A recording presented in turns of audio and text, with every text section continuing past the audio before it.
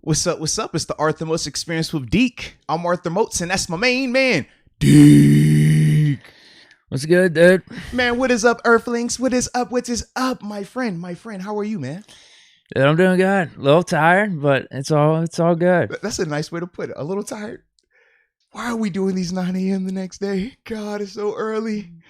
I can't tell if I am in a state of, heightened senses, because it is in the morning and we do like to visit other planets in the morning when we wake up, or if I'm just a little tired. It's hard to tell right now. It's all kind of fuzzy. But either way, it's a great day because we got another Steelers victory last night, man. We count them all. We count them. If they're keeping score, we won every single one of them, baby.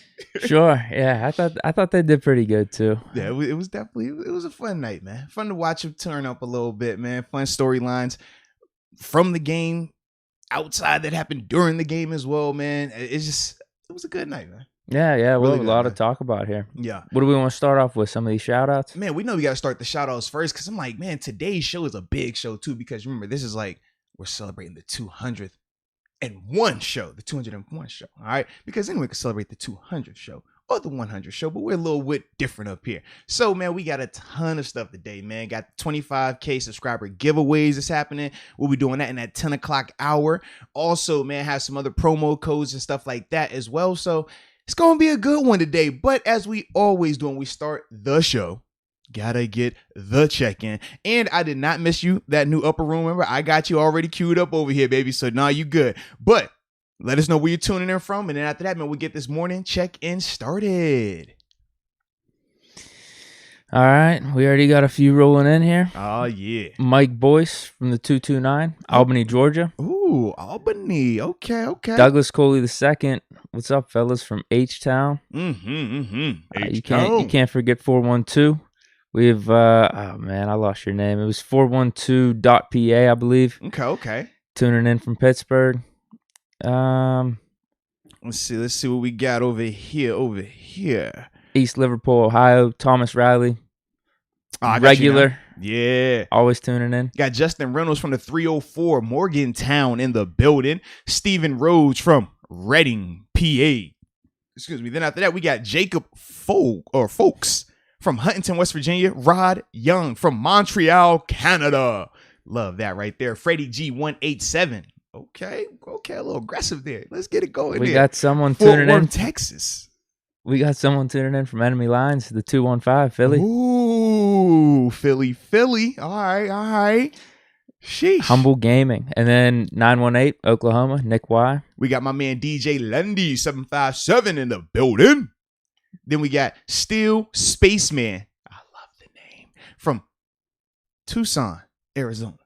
Then we also got Scott Hunter tuning in from Germany. Well, hello there, my friend. C. Hope, Oceanside, Cali, 760-603 a.m. in the morning, he says. So shout out to you, C. Hope. We are greatly appreciating your participation this morning. And Braden Salas, Hawaii. Well, aloha, my friend. We got Vincent Murray, always tuning in from Gotta Pittsburgh, Vince, the homie. but says still has no electricity from last night. Dude, that was the storm's going legit, crazy. Man. It was legit. We got a couple people from Delaware here. Ooh, Trey okay. From the 302, and then I Justin like it. Conway, Milford, Delaware. I like it. I don't know if I've seen Delaware before. I don't think I have either. And then I know we have Buffalo area fans, but Still Drew says Western New York. I don't think we've ever had anyone say Western New York, but shout out to Western New York as well, man. Yes, definitely. Indeed. Man, and then we also have XAC3X Micah X tuning in from Hawaii as well. Aloha, my friend. Then you got Jadis Hicks from Oxford, PA. Do you know where's Oxford, PA at, bro? No clue. I have no clue either. Sounds pretty far though. Yeah, no clue. Yeah. I don't know if it's on the west side or east side, in the middle. I envision it by like Penn State. I don't know if it has anything to do with Penn. It just seems like it would be in the Penn State area. I don't know. But I like it though. That probably would have been my guess. I would have guessed middle of the state. Yeah, just throw it right in there somewhere. We got Sergio tuning in from Mexico. Oh, okay. Mexico in the building. Beef from San Diego, California. All right. Hopefully, you got beef with us. But I like it though. No, that's just his name. Oh, all right. That's his nickname. Okay. Luke Hill from Bradenton, Florida, the 941. Oh, Bradenton. Hey, now Pirates.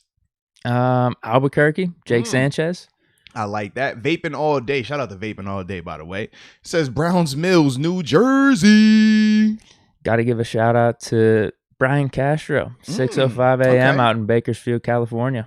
Okay. I like that. And then Trina Still Diva, she hits us with the all right Jersey in the house. Shout out to Jersey. Yes, indeed. And then Trevon Smith Gibson, Prince George's County, PG County in the building. Shout out to Maryland one time. Tyler S. tuning in from Charlotte, North Carolina. And then Any Drews also has that 242 for them Bahamas people, baby. Gotta have love for my island folk. Yes, indeed. And then Money Made Malloy, Stockton, California. I like that right there, man. You want me to hit some of these super chats real quick? Actually, before we get to the super chats, let me get these upper rooms shout out first. Sure. All right. So, because half of my screen I cannot pull up right here, but we're planning ahead for that situation. So, first one in the upper room, and this guy was actually early. He was before we even went live today. Got to give a shout out to Bert Samoka. Bert Samoka, welcome to the upper room. Yes, indeed. Then after that, we got Alex P. Welcome to the upper room. Oh, and this last one right here. All right, so I got this is this special shout out right here, bro. Okay. Special shout out right here. So, y'all see the haircut, right? Yeah. I like my haircut, right? I stay fresh, right? Well, ladies and gentlemen, my barber just joined the upper room. Damn. Shout out to my homie Hen Rainey in the upper room. Hey, man, appreciate you, man. You got me looking sharp, baby. Yes, indeed. Yes, indeed, baby. Comes full circle. It does, man. It does. See, he's helping us while we help them. This is how it's supposed to be. This is helping each other. I got your back. You got my back. All right. So from there, now we'll get to those super chats, please. Sure. We got Jake Sanchez. Shout out to Jake. Just giving us a shout out. Thanks for getting up early. Mm-hmm. I work nights and get to chat live with the family. Oh, sweet. Okay. And then we got Black and Martle in the house as always. Oh, Morning, yes. fellas. Homie, you know that. Good win last night. Special shout out to Samuels. Was happy he did well. Also thought the line, Dotson and Moore on a line together looked pretty good. Hashtag here we go. I like it. Yes, Daryl Murray, born in Erie, raised in VA. Now living in New England country, unfortunately. So he's up in Boston, Massachusetts, around there. We got a couple more. Black and Martyr again. He just wanted to give a little revision, give a little update on his take. Also thought the line, Dotson and Moore were on good. Oh, just in general, that whole line, that second team line. Yeah. LOL. The cracked out sentence I typed bothered me. Too early. Haha. Well, maybe it's the wake and bake. Sometimes the wake and bake can make you a little jittery if you're not baked enough when you wake. So just from research purposes, of course. Now, I can't confirm nor deny my full participation in any of these activities. But with that being said, man, hit it another time, and then you type it to make your hands be a little bit smoother, baby. And then we got your barber, Hen Rainey, making a comment. He back. He circled the block on us. Okay. Good morning. Let's get to this Steeler business. Yes, indeed. And it looks like we also have another upper room member that just jumped in this thing. So let me make sure I don't butcher your name, but believe it is Build EE Grow Sticky. All right. Build EE Grow Sticky. I like it, baby. But either way, welcome to the upper room. Yes, indeed. Dude, Donald Copeland saying he goes to the same barber. Dude, what? I like it. Look at this connection here. Shout out, baby. Shout out. That's how it has to be, man. Hey, we plugged into the same place. I like that, man. Circle of life right here, baby. Circle of life. We got a quick super chat popping in. Moats Deke, why we acting like Haskins ain't too? Okay, we're gonna talk about that now. I don't know who's acting like he ain't too right now. I thought he was going for QB1 competition. No, that's too far. No. I'm sorry. Listen, I had to. I had to. I couldn't help it. I'm being upbeat and everything this preseason, complimenting other players, but let's be real. When the regular season comes, I mean, this new leaf is not a real new leaf.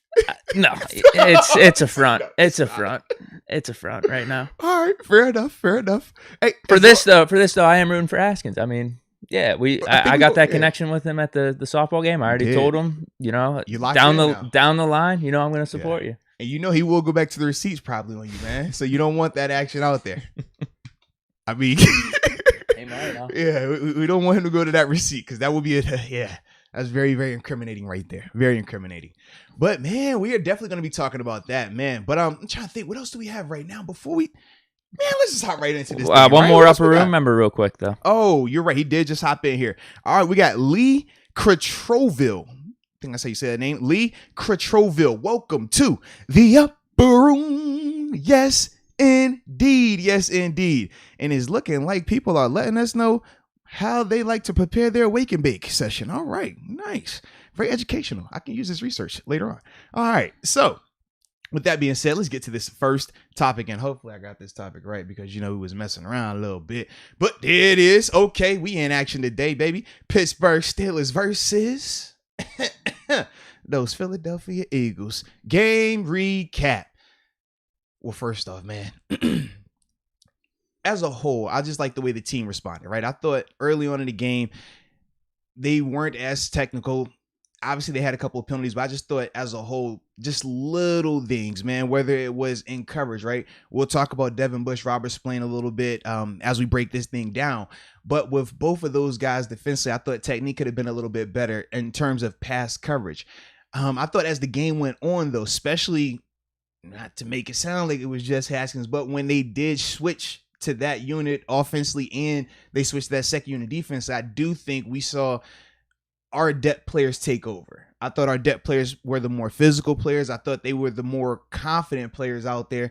And it kind of goes in line with what you would expect since those depth players, right? We know that your depth players aren't going to be as good as your starters, right? So typically you expect them to struggle early on.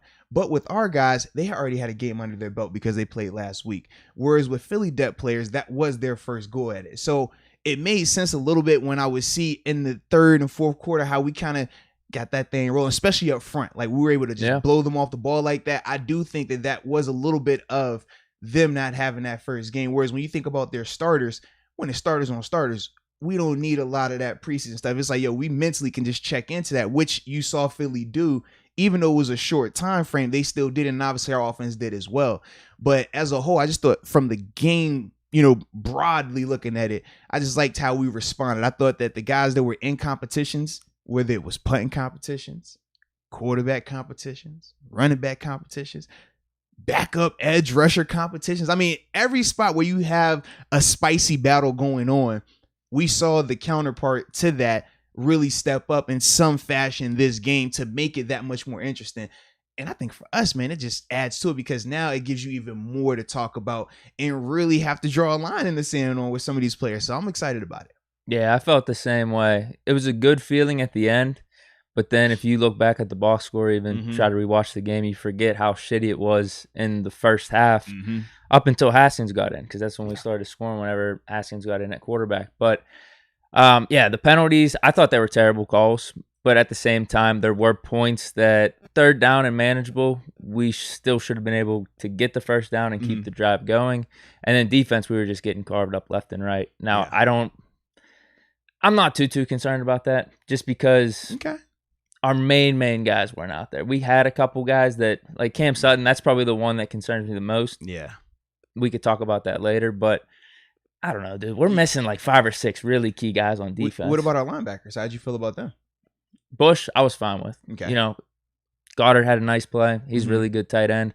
I told you, even if Bush got beat here and there, as long as he wasn't getting re-injured, he came out of the game healthy. That's all I wanted to see. All right. Spillane, concern. And we obviously saw what happened middle of the game. We traded for Schobert because as much as the reports are saying Spillane's having a pretty good camp, he hasn't showed up in the Hall of Fame game. And then for this one, it might have even been a worse performance. Oh, man. All right, we'll get to him. But then, how we bounce back, dude. I really like that 24 points with Haskins' unit out there. He scored literally, 4 drives? Was it 4?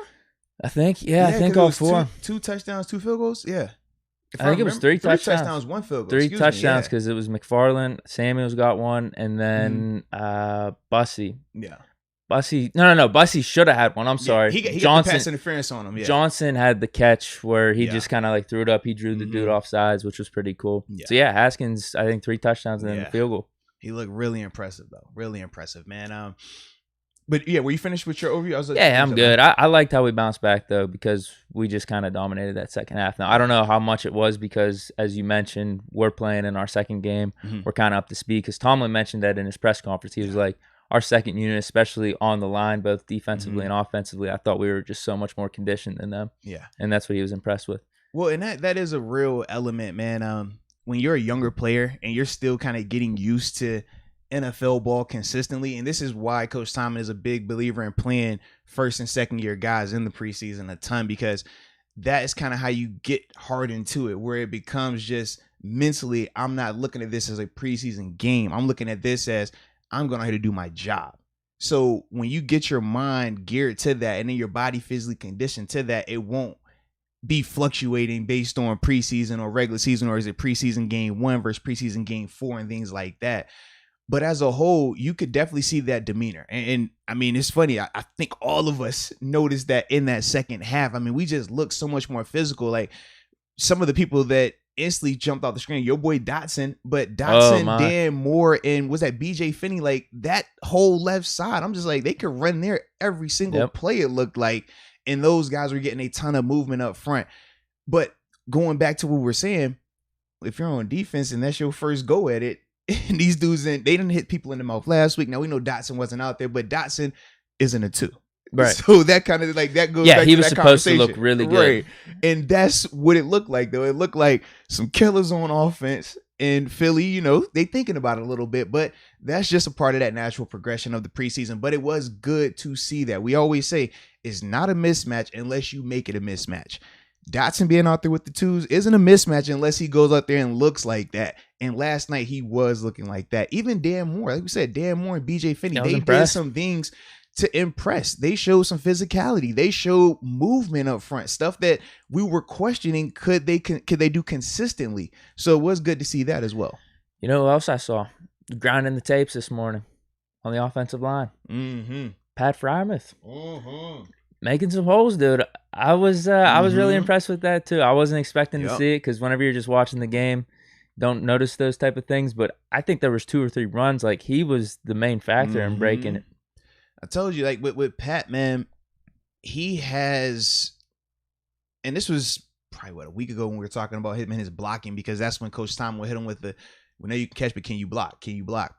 And I say he's probably about 70% there, 70% in terms of he already has the mental, he has the size, and he has the desire to do it. Now it's just little things that you want to clean up a little bit with him. But as a whole, he's continuing to progress. You saw last night, even the holding penalty, more so is just him getting knocked over. You know, granted, you could say he tripped and everything like that, but would you make that call? No, absolutely. If I'm on defense, I'm pissed. Because that's a tackle for a loss. For a fact, that would have been a tackle for a loss. He pulled him down. It looked ticky-tacky. No, it looked like he pulled him down. He definitely pulled him down. 100% pulled him down, bro. That is a whole any day of the week, man. Maybe it was the angle of the camera. Nah, that was a whole any day of the week, man. He held him, bro. Okay. But it was because he was falling. Now, either way, you can't do it. But that was more so, I forgot who he tripped on. It was somebody I feel like he tripped his feet on a little bit as he was going down there. But that type of stuff, that's going to happen every once in a while. I'm glad it happened in the preseason, though. And some of what we're talking about with Devin Bush, right? If you're going to have bad plays, get them out now. This is the time where you're able to learn that Pat, next time he comes across the field to block a guy like that, he's going to know, okay, I'm going to have to be a little bit lower. I'm going to have to fire off this thing a little bit harder because it's not the same tempo as it was in practice. Because remember, that was his first game as well.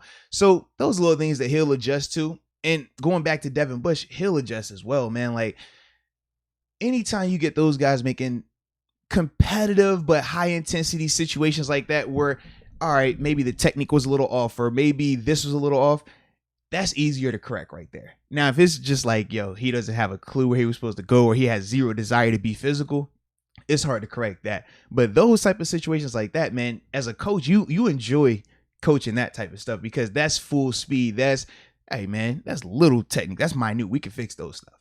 Yeah. Anything you want to get into specifically right off the bat here? Oh, man. Well, you know I'm a defense guy. Okay. You know I like my defenders. So with that being said, let's talk about these quarterbacks, man. What's up with my man Mason Rudolph, baby? I mean, first off, Mason, I thought he did. He played good again. Okay, I was going to say, even though we know Haskins is going to dominate this conversation, Mason did. I thought he played well as well. He played good. Yeah, he had some nice throws. The first drive was against, I think, all the Eagles' legitimate starters. Yes, and I think they took him out after that. Yeah. But It looked good though. Like to me, I was saying this. Haskins' first 2 drives, I was thinking to myself, man, this might go bad if Haskins doesn't pick it up because Mason did play well enough in his couple series. Oh yeah, because he sailed that one on the run. Right. And now granted it was a little bit of a miscommunication with the receiver over there in terms of whether he should have kept running or not. That's neither here nor there, right? And then obviously we saw the miscommunication on the handoff. And it was like, oh man, please don't tell me it's about to happen to Haskins. Nah, not right now. Because Mason did play well. But then Haskins just turned it on. He stepped into another level. And that was what we wanted to see. We wanted to see that right there. But I did want to make sure we do acknowledge Mason because Mason is very much in this quarterback conversation. Mason is very much in this competition.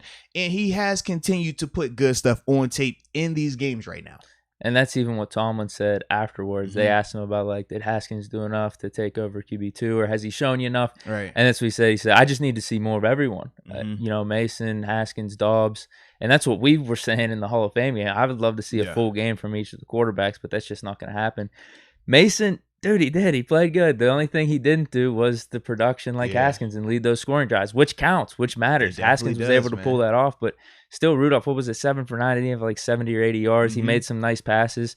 The 2 bummers were just the end of the drives where I felt like he was holding on to the ball too long. Yeah. You can't see it on the broadcast where the receiver's not getting open. Maybe it is a good thing he wasn't throwing it because it could have been a pick. But that's about it. I mean, he just didn't lead any scoring drives, but I thought he looked good enough out there. And I thought those penalties kind of screwed the drives up a little bit too. Granted, the one he made up for it, I think it was right the play after he threw that dot to Deontay Johnson. But that was beautiful, though. Yeah. It was, So I thought he played fine. Yeah, I think it's still a competition. Yeah, who are you giving the edge to? Probably Haskins, but Mason's still in there. Yeah, Mason's definitely still in there. But I thought, I mean, it depends on who they're going to give the second spot to in this next game. If Ben's going to play, what if they give it to Mason again? That just goes to show. I guess they view Mason still as QB too. In a sense, but I think it's still. It can go a couple of ways if they did go back to Mason right there. But there's a few reasons for it. You mean? It could be a couple of reasons. I don't think it's just as simple as they still view him as QB number 2. But I'll get into it in a second. But what I was gonna say, going to Haskins though, I mean, I was just super impressed with how he looked, man, in terms of being able to overcome the slower start. He did get the extended look this game, right? We said last game, man, he played well, but we wanted to see more of it. We got to see a lot more of it, man. And seeing him be able to go through that process of a couple of bad series. All right, mentally, where are you going to be at with this thing, right? We've questioned your maturity. We've questioned, could you be a leader and all these other things? Well, this is the time to show that. And you saw him do that even when he had a bad play. He didn't point fingers. He didn't beat himself up. No, you saw him walk back to the huddle like he always does. Super cool, chill, like it was nothing going on. And then just proceeded to make plays. And I just thought that even when the commentators were talking about him more so doing a ton of the checkdowns or the safer throws, I didn't have an issue with it because he kept the offense on schedule. If don't throw the ball downfield just for the sake of throwing it downfield if it's incomplete and now you're behind the chains on second down and third down. No, that's not productive. But you notice he kept them in second and manageable and third and manageable every single time he was out there. And that to me is just really good quarterback play right there. He showed that he wasn't game manager when he was stretched the field. He threw some dimes out there, some rockets of a throw. And shout out to Rico Bussey because Rico just seemed to be his running mate in that second half like that. But as a whole, man, you really saw the things that, made Dwayne Haskins be the 15th overall selection. That is the reason why a lot of us are excited about him being here. Those are the things that were flashing last night, man. That throw on the run, man, like just taking you through that sequence. First off, ball key, right? Him going to the hard count, that move right there. In terms of when it's in the flow like that, right? Not coming off of a timeout, not coming off of a change of a quarter, but in the flow to switch the cadence like that. First off, you got to really trust your O-line because a lot of times when you switch into cadence in a preseason game in the second half, dudes be tripping out a little bit. False starts. But first off, all those dudes were locked in. That takes confidence that, hey, I believe in you guys that y'all can be able to execute this. That's just Dalton's leadership, I think. Dotson's leadership. Either way, my man Dwayne Haskins, though, showed that, hey, I trust you guys enough to put my stuff on the line to even hard count this. Then from there, knowing, okay, I got this guy to jump. Not just going for a conservative play, because once you get this guy to jump, that's your free play. That's when you want to be ultra aggressive. You take the shot, and you saw him extend the play, get out the pocket on the move, set his feet while he's throwing, in terms of not jumping off his back foot, because I've told you that was one of his things, man. He liked to jump in the air and throw the ball and all those wacky stuff in Washington. He didn't do that. He made it look like a normal NFL throw on the run. It was beautiful. Now I wish he would have hit Pat just so I could keep my Pat train going even higher, but it's all good. I'm not tripping, baby, because it was a beautiful throw and touchdown catch right there, man. So I did like that. But going back to what I was saying about if Mason were to start this next game, right, or if he were to be the next guy to go in, why I still wouldn't think of it as, oh man, they still view him as QB2. I just go back to that Landry Jones situation. Landry was the first quarterback up or started every single time that year. Remember that. It would be, okay, who's coming in after him? Mason or Dobbs? Who's getting in first between those guys? But it was always Landry going in first. And at the end of the day, that did not matter when they were ready to make that move. So even if Mason goes in again first after Ben, I still wouldn't put too much stock into that in terms of QB2 versus QB3 right now. I just think that they might be looking at him and just say, hey, we really want to see this guy with this unit, with these guys, because if we don't want him to be QB2. We're trying to see if he can be future franchise quarterback.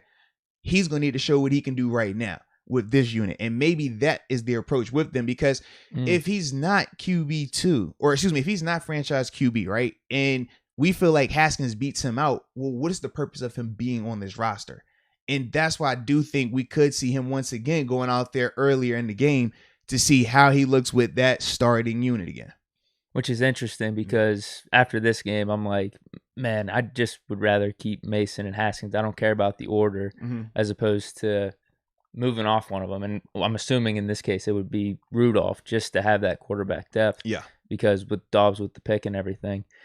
Yeah, dude. That'll be interesting how it plays out. I wanted to hit on some of the things you were saying about Haskins, though, too. Yeah.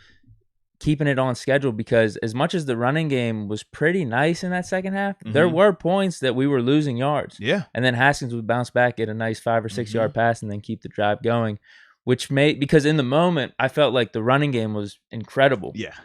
But I think a lot of it had to do with how Haskins was able to move the ball, because we were able to break off like a 10-yard run or something like that. But then there would be another run or two. We'd only get a yard. Maybe we'd lose some yards. But Haskins would be back-to-back in terms of his short passes and keeping the drive going. So that kind of goes back to what you were saying and keeping things on schedule. Absolutely, man. And like I said, it's multiple ways to move that ball downfield, right? And we've talked about it. Or there was New England back when they would do the short passes, but they were always positive plays, right? Keeping you on schedule. It can work if you stay on schedule. It can work if you don't have the drops. It can work if guys are productive after the catch. And we were seeing that last night. And I do feel like as a whole, that helped out. That contributed to in a major way to that second unit just looking as clean and crisp as they did. I mean, it was a group effort, right? We always say that, but it legitimately was, because those guys up front, man, we can't talk about them enough, because we know we're going to criticize them, right? And they've been under criticism a lot this offseason, but they really did look good, that second unit. More importantly, Dotson and Dan Moore. I mean, with Dotson, like I said, I don't really feel like we're surprised by that. We were just excited because it's like, this is what we've been expecting to see. We finally get a chance to see it. But with Dan, I was a little bit more surprised at how well he was blocking and how physical he was up front. But it was a good surprise, though. And they brought Dotson in I think a series or two early than the rest of the second team. They did, yes. So I'd like to see that. Yeah. Now we just want to see Dotson start the next game. That's all. Absolutely. I don't know if they're going to be stubborn, though, and say like, oh, just not yet, and wait till the fourth preseason game or something. But we know. Come on. Dotson's week 1 starter. Because my thing is this, man. We saw how that first unit looked. There's a little mixed reviews.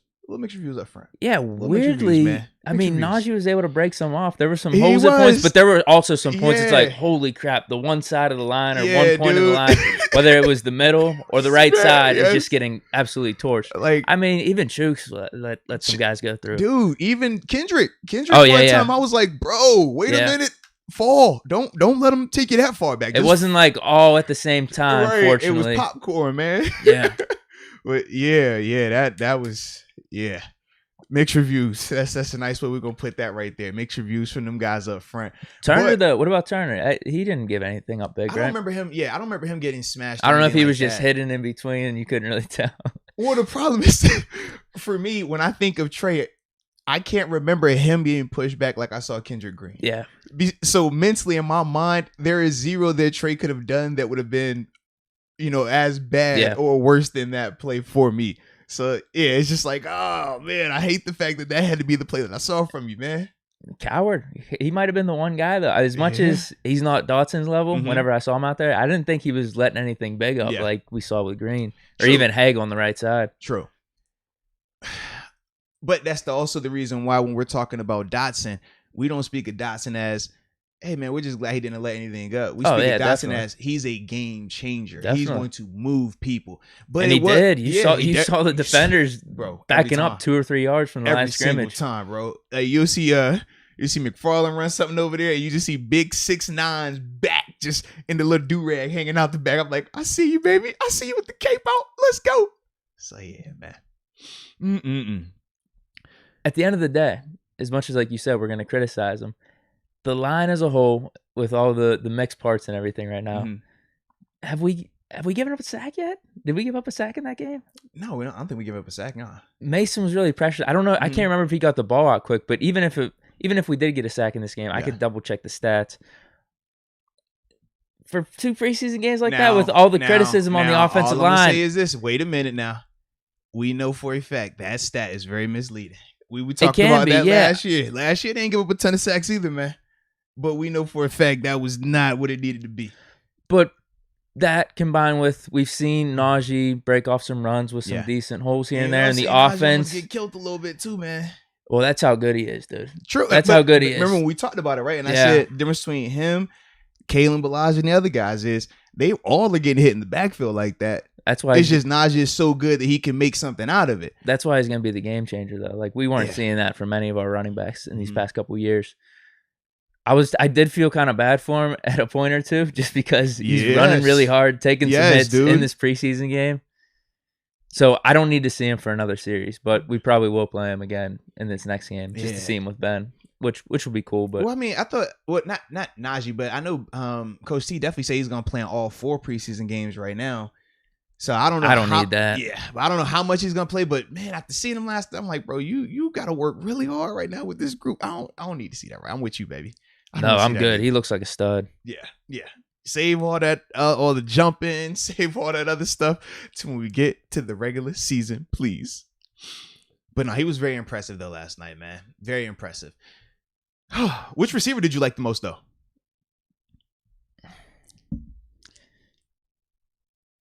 The obvious answer is Bussy, but like what I saw from Deontay, I like what I saw from Juju, though, What about White, man? White looked good as well, man. I was sitting on my couch. I'm like, who the hell is this guy? Who the hell is this guy? Come on, man. You know that's a preseason type vibe right there, man. Like, it is, he because looked good, though.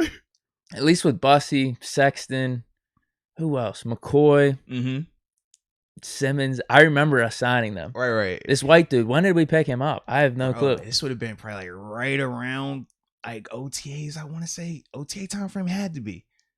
Okay. Yeah, but he definitely, he flashed a little bit. I was impressed with it. I guess we gave up 1 sack yesterday. That was it. Right. But yeah, receivers, Deontay catching the ball, man.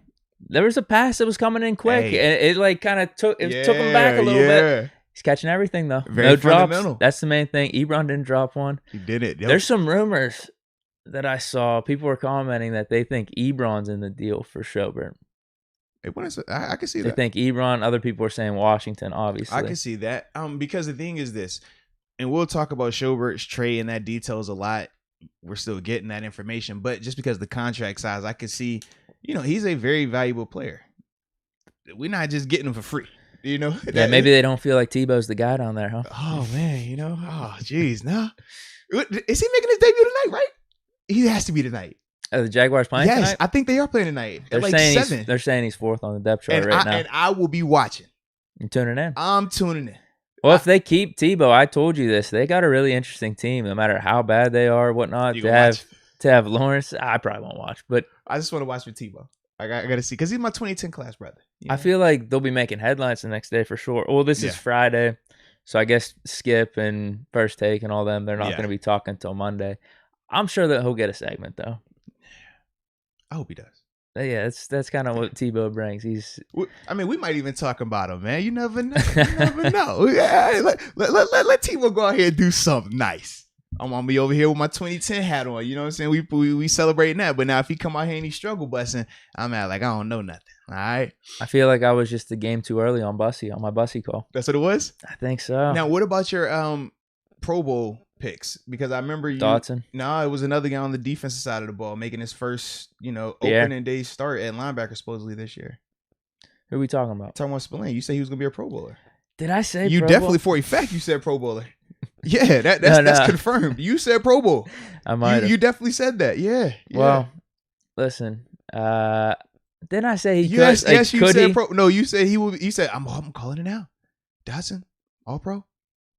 Spillane, he'll be a Pro Bowler. I'm not nervous at all. And this is back when I was on my panic mode. Like, man, Devin still because I want to say OTAs round because Vince I don't think Vince retired. He might have just retired, but you were like, yeah, man, Spillane, we're good. Pro Bowl. I was like, man, all right. I thought I was more concerned or thinking about like how could we both guys potentially make the Pro Bowl. I don't know, but either way, you said Pro Bowl. Yeah, Either way, I was excited about Spillane. I thought he was going to perform pretty well.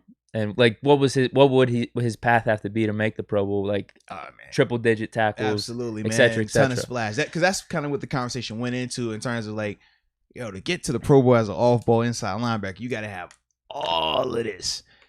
But that's a lot. That's a lot, man. Yeah, it was disappointing last night. It was because to have the moments that we had with Spillane last year, it sucks then to all of a sudden within half a year period, 6, 7, 8 month period to just be like, all right, we're ready to move on. It like blows. It sucks.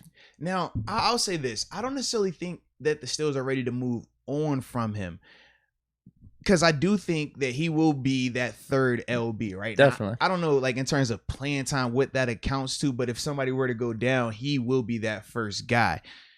But Spillane as your third guy, that boosts your depth that much more, right? Now, the issues that he's been having in coverage these first 2 games versus the reports from training camp, right? We can just break this down because I know some people say, well, man, they were lying about Spillane and Kent. Man, no way he was looking that good in Kent if he's coming here looking like this in the games. Well, the way it works is like this, man. In camp, you're familiar.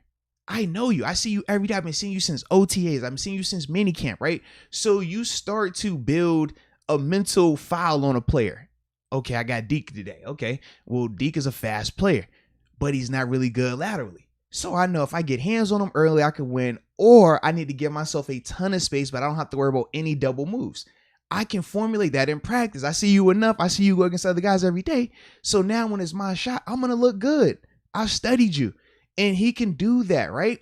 In practice, because he knows his guys. He knows this dude. I know that. I know this drill. I know what the expectation is. You're familiar. Now in the preseason games, we said it last week, right? You don't get that scouting report. You don't know who you're going against. You don't know how fast this guy, how big this guy really is in person until you get there. And now you don't have that luxury of being familiar. Now you got to rely on your technique, your fundamentals, and athletic ability. Now, technique and fundamentals, Spillane still plays with really good. He's really good in that department. But we know athletically, that's where he is limited. So when you get these preseason games where it's not a lot of game plan, where it's just hop off the bus, athlete to athlete, vanilla calls on offense and defense, you can struggle in that scenario if you get a bad matchup, if you aren't perfect with your fundamentals and technique. And that to me has been what we've been seeing with Spillane. But once again, I'm glad that it's happening now. Because if that had to happen for us to bring in more depth inside in terms of bringing a Joe Schobert, and not even depth, but just to upgrade that position. They made the call mid-game. Not that they made it mid-game, but like leading up though, honestly, like leading up, because they know the same things that I know. For everything that I talk about, trust me, Coach Tomlin is a lot smarter, So if I'm seeing these things, he for a fact is seeing those things as well. And Kevin Colbert is seeing those things. They understand the difference between what a guy could look like in practice versus that Hall of Fame game. And you're saying to yourself, okay, we can either make excuses for it, and we call that seeking comfort, or we can say this is what it is, and now we can find a solution for it. And I think that's kind of what they did with that position group right now. I remember you bringing up this point kind of last week with the Hall of Fame game and Spillane's performance. Because he's not really checking out tape on preseason guys. Correct. Mm-hmm. Now, that's his advantage. You talk about the fundamentals, technique, and studying up on guys and knowing where to be. Yeah, are you just banking on that throughout the regular season that something changed from preseason to that point till week 1?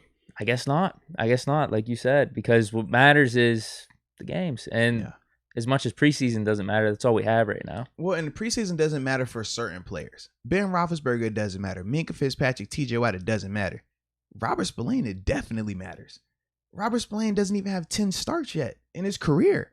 So, yes, the preseason is pivotal for guys like him that are either trying to make rosters or make that jump to be a starter. That is proven during the preseason unless you've already done that. Once you've already done it, you don't have to worry about the preseason. But for the majority of the guys, it's probably 90% of the roster, or we'll say 85% of the roster. The preseason is very significant for them. And Spillane definitely is one of those guys, man. Yeah. Definitely is. But before we continue on with this, like I said, we got a lot we got to talk about. So before we get to some of the super chat stuff, we got to pay the bills real quick, man. So with that being said, let's get to the first group in here, which is Manscaped. You know, we like our friends over at Manscaped. They always keep us slim, trim, and always ready to blast off, aka take off, because we are galaxy travelers. Yes, we are. But ladies and gentlemen, this show, like a lot of our shows, are brought to you by Manscaped, the leaders in below the waistline grooming. They specialize in keeping those delicate twins smooth, gentle, and friendly. User-friendly, right? That's a nice way to put it. User-friendly. And we also know it's still summertime. And during the summer, we got the hot guy summer. And more importantly, the performance package for those hot guys, which we're actually going to be giving 2 of those away in a little bit on this show. But that being said, you know how we cook it up, baby. You know we got stuff for you now. But going back to that performance package 4.0, you know what's included in that thing? The Lawnmower 4.0 with the little like binking. We do that because it goes on and off. You need that. You got to be able to see. We know that, Deke. But then also you got the Weed Whacker, you got the Ball Reviver, you got the Crop Refresher. I mean, it's all type of goodies in that bag, and you got the travel kit, so that way you don't have to walk around with all this stuff. Look a little cool. Gotta look a little cool, man. But as we always do, it would not be, we don't talk about anybody unless we got action for you. And this comes in the way of a promo code, ladies and gentlemen. Use the promo code Moats, MOATS. You get 20% off your purchase along with free shipping worldwide at manscaped.com. Boom. Now, let's get back to this regularly scheduled programming. I like when I say regularly scheduled programming. I feel like I'm like doing like TV or something. Hey, man. It's like we're getting there. Yeah. That's what they would say. Back to regularly scheduled programming. Now, we got a comment on Spillane here. All right, let's go. Caleb Cool. I guess we didn't bring this up. People really want... People really want this. I didn't want to talk about it. I know exactly where I did not want to talk about it. Yep, waiting to talk about Robert Spillane almost getting pancaked by a running back. Yo, I'm not going to lie. When I saw that, maybe he just lost his footing. I thought he broke his jaw. I'm not going to lie, because I don't think Spillane saw him. Spillane coming off the edge like that, running that high, chest up. I mean, you thought he was in a video. Like, I was waiting on the music. Da, da, da, da, da, da, da, da, da, da. He was just chilling, and then before you know it, yeah. But I was glad to see that he didn't get hurt. But you gotta be careful with that Spillane. Head on a swivel, baby. Head on a swivel. Yeah, it was a tough night all around. Yeah, that started it off, right? Because that happened first. Yeah. But that was after the Devin Bush thing. So I just felt like the linebackers, I felt like we were struggling at the moment. I ain't like how our groups was looking. LB, I thought outside LBs we held it down. Inside, I was like, we looking a little janky right now. Because that shot that my man Spillane took, I said, Lord, please don't let anybody see that. And I felt like people was gonna see that. Yeah, they definitely saw it. God, you how could you not see it? Right? It was bad. He got You're right. Yeah. Outside linebackers though, Highsmith looks like stud. Jamar, or is it Jameer Jones? Does he say? This is another guy. I don't remember us ever signing him. So I remember us signing him after the draft, right? But the thing was this with Jameer, he was going in after Quincy Roche. And that was what surprised me, because he went in before Quincy Roche yesterday. Yeah. But he flashed. Now, Highsmith, absolutely. once again, Highsmith, he's looking like the part. He's looking like he's supposed to be. Now, I don't know who was the tackle he was facing, but I did see him and Ingram. They were switching sides. I did like that. But I don't know how much of that first Philly line, like how, I think they only played offense though. They might have played 2 series because Hurts was in for 2 series, right? Or maybe even 3. But I'm thinking about their offensive line. That's what I mean. Because I think Hurts only played 2, but maybe they kept the line together for a little bit longer. Yeah. Because I think the receivers were out there for a little bit. Like I think Rager was in there for about 3 or 4 series.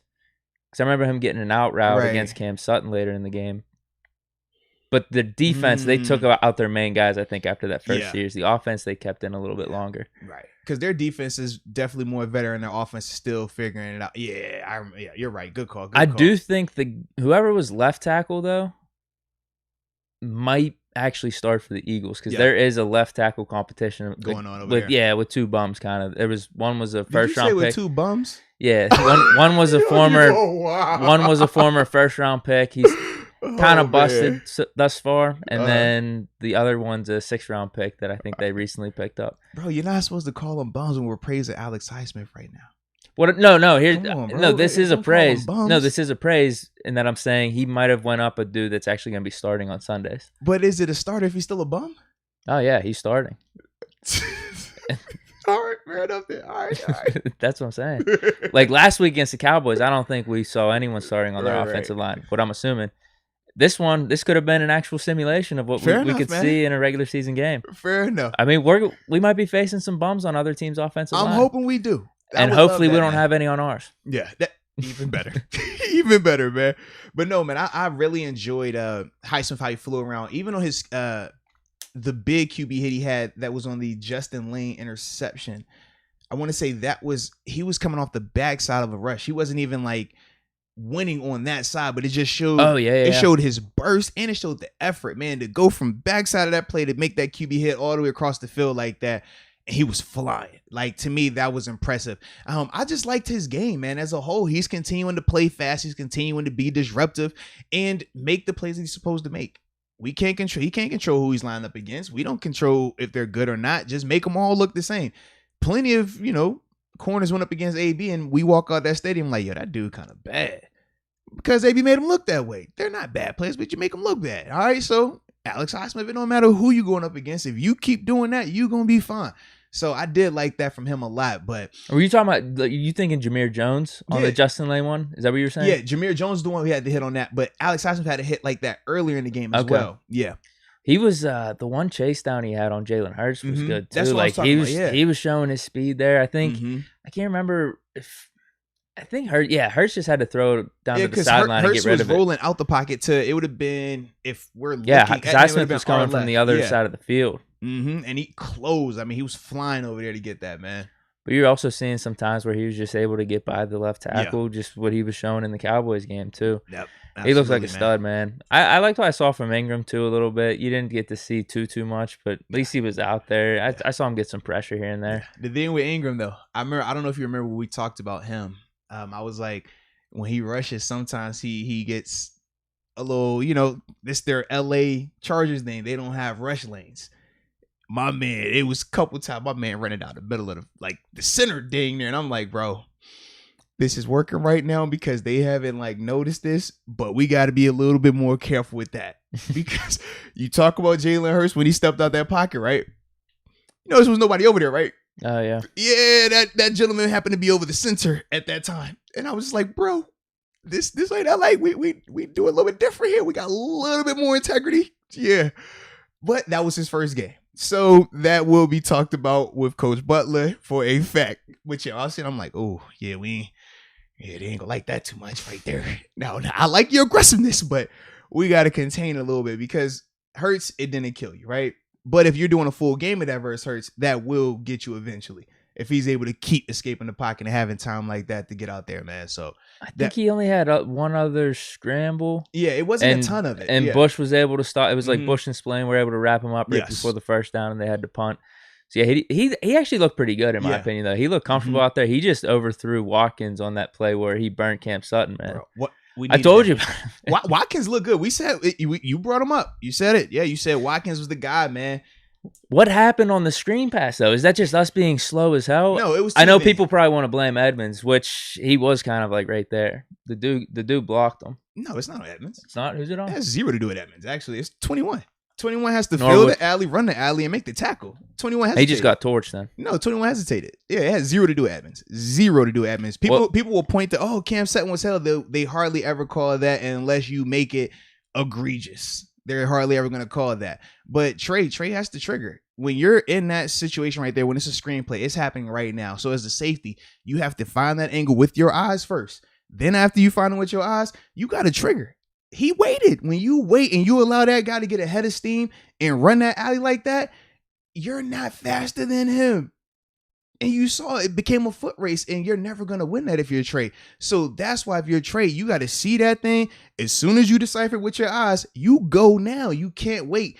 It has 0 to do any of them other guys. Those other guys, they're doing what they're supposed to in terms of pursuit. Taking up a block. Right. They're pursuing, taking up a block. The D-line are the guys who are going to come and actually make the tackle. But Trey has to flash. Trey got a trigger to make that guy stop his feet. When he stops his feet and goes to cut back, now your pursuit is going to make that play. But by him just sitting there and kind of looking at it, it happens. It's a split second. You don't have a lot of time. As soon as you see it, eyes go. But by him waiting and letting Quez get that burst, yeah, it's over now. Yeah, so it has 0 to do with Edmonds. People put it on Edmonds because people don't like Edmonds. We know that. It's that simple, bro. That's what I was thinking. Edmonds has 0 to, like, what are we talking about here, bro? And there was another one that was caught across the middle, and I think Batch even cleared it up on the broadcast where there was some separation. It was like a quick post route in the middle, and Edmonds makes the tackle. Oh, that's on Edmonds. But he's like, no, Spillane bit on the fake. He was supposed to be in the middle zone. That's what he said. Thank you. So Edmonds, again, solid. But I think he gave up. He gave up a catch. It was a catch. I think the dude dropped it though. Actually, from what I remember, it was either a bad pass, but like it should have been a catch. Yeah. That was about it. Yeah, but people get on Edmonds. I'm just like, as soon as I saw it, I'm like, bro, y'all don't know what you're watching. Y'all are just picking a guy that y'all don't like and just trying to paint everything on him. Absolutely 0 to do with Edmonds. Edmonds did his job. Norwood was the guy. No, you got to shoot. You got to shoot your gun. But once again, this is good that it's happening now. Because in practice, you don't get that feeling. You know why in practice you don't get that feeling? The tempo is different. Those guys that are covering down, those blocks on the perimeter, they're not going to be as physical. So that hole doesn't look as wide. It looks a little tighter. The receiver doesn't burst through that smokestack the same way. So you get that false sense of security. You get that feeling of, I would have made that play. Yeah, we were good. I made that. But in all actuality, you are not even close. Because in practice, you can get away with hesitating. And then when he bursts through, you run next to him. Oh, yeah, I made that, coach. I got that. And the game is different. And that's why preseason is important. Because otherwise, imagine if this is happening during a regular season game. Night and day. We don't want those happening during regular season games. All right. So that right there, man, was definitely Trey. But Trey will learn from it. And as a whole, man, Trey, it was one of them nights for him. You go through that. We've all been there. I've been through that. We all go through that. Just got to bounce back. Regardless if you come off a good game, you got to do it again, right? You can have a bad game, but you got to bounce back. That game is over with. How are you going to respond to that, man? So that's going to be interesting to see with Trey in practice and following in this upcoming game as well, man. Now, sticking with the cornerbacks, with Cam Sutton, do you think it's more and more a possibility of Pierre playing outside, moving Cam Sutton to the inside? With Brooks not playing. Hey, now. I'm just throwing it out there. Hey. Because I didn't like that. Mm-hmm. I didn't like what I saw of Cam Sutton getting burnt there. Hey. He let up a nice pass to Rager, too. Mm-hmm. Not saying Pierre was perfect either, because he let some passes up, but it wasn't as glaring as that Watkins burn. Because Cam, he would have got taken deep. That would, if that's a better throw, that's one of them 80-yard touchdowns. Like, that's what that would have been. And it was rough to watch because early on he was in good position, but you can see once Quez got even and left him, you really felt like there was 0 that Cam could do. At least with Pierre, it's like, all right, the guy might have caught the ball, but he's in position to at least make the play. He's going to tackle him at least. There, it was like, if he throws it and catches that ball, like, it don't matter what you're doing, Cam. Like, you have 0 chance right here. But with Cam, we know that is something to be concerned with. Not necessarily a guy burning him, but he's not a blazer. He's not a 4-3 guy. So when you're talking about playing on the outside versus playing on the inside in the slot, outside receivers are typically faster straight line than slot receivers. Slot receivers are more short area quickness, but they don't have that top end speed. So a guy like Cam Sutton, Mike Hilton as well, who didn't have a crazy top end, they match up with these guys perfectly because they're laterally quick as heck. But when you put a guy on the outside now, okay, you get your hands on them, you're right. All right, get your hands on them, stand great technique, you're good. But the one time it doesn't work, or the one time it becomes a foot race, that's the difference between a Joe Hayden and a Cam Sutton. Joe Hayden is still fast as heck. Now, he's still not, what he was when he came out, but he's fast. So he can still run with guys like that. Whereas with Cam, that's going to be the part for him where he's going to have to be sharp. Now, he can still be a really good corner out there, not being the fastest. Marlon Humphrey is a prime example of that. Marlon Humphrey isn't no blazer, but he is fundamental as heck, and he knows how to play the ball and use his body and coverage. He's physical, too. Right. He's a lot more physical than Cam. Right, so that's the difference in terms of you can play out there if you're not a blazer. Richard Sherman, he's another guy. He's not a blazer, but he understands how to play out there, right? If I'm not the fastest, I got to be physical. I got to use my length, use my arms, use these other tools that I have. Cam is going to have to start learning that a little bit, but this is why you get these type of things happening in the preseason, because in practice, that might have happened, but it's going to feel different because the rush might have got there, right? Oh, man, the timing was off. You find that sense of comfort, as we talked about, right? Well, man, our O-line has been struggling against our D-line in practice. It just gives you that false sense of, everything is good on that back end. But now when you're seeing it in game, you can just see the storyline is a little bit different now. So good information that we're acquiring right now with this team. You think it's possible then? It's definitely possible. With Brooks not being out there, you know what I mean? Mm-hmm. I'm not feeling as comfortable with Mollett, so maybe those could be the top three guys. The thing that I guess we're missing with having Sutton as the main slot guy versus Mollett or Brooks is that extra physicality, something that Mike Hilton brought to the table. But what do you want to lean with more, though? Coverage or physicality like that? I mean, you need both. That's the thing, man. I'm probably going to go coverage though right now. Definitely. Just because. The name of the game. Yeah, got to take the top off the defense. That kills And we got the defensive line. I think maybe we can make up for it. That can kill you. And I like I said, bringing in Joe, that helps out a ton in that box. So I feel a lot more comfortable with that situation. But yeah, I would probably lean more coverage right now though. Okay. I'll be interested to see if that becomes a real possibility, because all we've seen thus far in preseason is both Cam Sutton and Pierre on the outside. Absolutely, man. I don't know if they'd move Cam to the slot without many reps in preseason like that, but might be the best for the team whenever we get Joe back. So what we'll do is this. Do me a favor real quick. Make a note of that. We're going to talk about that, but it's about to be 10 o'clock and we got the giveaway coming. Let's do it. So we got to get ready to talk this giveaway. Also, Donald Copeland, he was talking about how at the time it was like 800 people in the chat. Or no, it was 700 people. 750 people in the chat at 9 o'clock in the morning. No. Well, Donald, now it's actually 940 people in here. But this is the issue. They all are bringing up how it's only 204 likes with 946 people on right now. That's what he's saying is the bigger issue. So, in the words of Donald Copeland, and as many others have already been putting in this chat, hit the like button. We could at least get up to probably 300, huh? Within the next 5 minutes. We should. Before we finish the giveaway part, it should pop up, but we'll see. And we're definitely going to get I need to like it. That was a good reminder for me. It's definitely a good reminder. It's Absolutely. Up to 274. Oh, they're not wasting time. Okay. I see what we got cooking over here. 301. Someone disliked, but whatever. Hey, man, you need a hater every once in a while, right? So, with that being said, man, we're going to get to this giveaway. Then after that, man, we're going to hop back into this conversation about these corners, the rest of this game breakdown, and we're definitely going to hop into the super chat. Also, we got to get to the fan hotline, baby. You know that, baby. So, yeah, still jam-packed as always. But let's get this giveaway rolling. Take off that topic real quick. All righty. So we said for the 25,000 subscriber giveaway / the 300 likes on that one live that we did, we're going to do 2 giveaways, right? Yep. So the process was you had to like the video on YouTube where I talked about the giveaway. You had to comment 551 and make sure you're subscribed. Then you also had to go on the Instagram page, right? At TheBody52. And like that video as well, where it's talking about the 25,000 subscriber giveaway. comment 55, and make sure you're following the Instagram page as well. So with that being said, it is time. So I have a random comment picker that's going to randomly select a comment from the YouTube page. And I have one that's going to do the exact same thing, but for the Instagram page. All right. Because I don't want to be responsible. I don't want to have to say, oh, I'm picking this person right here. No. Don't put that pressure on me, baby. Because then people get mad with you, So we don't want that pressure. But before we announce the winner, I will say this, because I do know we got a ton of new followers, a ton of new subscribers that just hopped on recently, right? Since we were running this contest. Don't leave us afterwards, baby.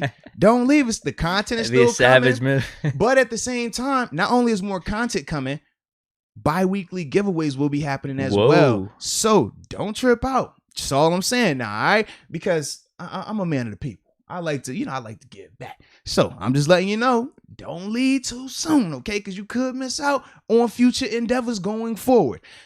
So with that being said, it looks like my YouTube/Instagram comment picker is up and ready to go. So we shall hit this button real quick. Man, I need some cool music, right? So drum roll, huh? You beatbox? You Dougie Fresh? Can you beatbox? I could probably give you something. Can I get a beat real quick? What do we want? Give me something funky, man. What a culture.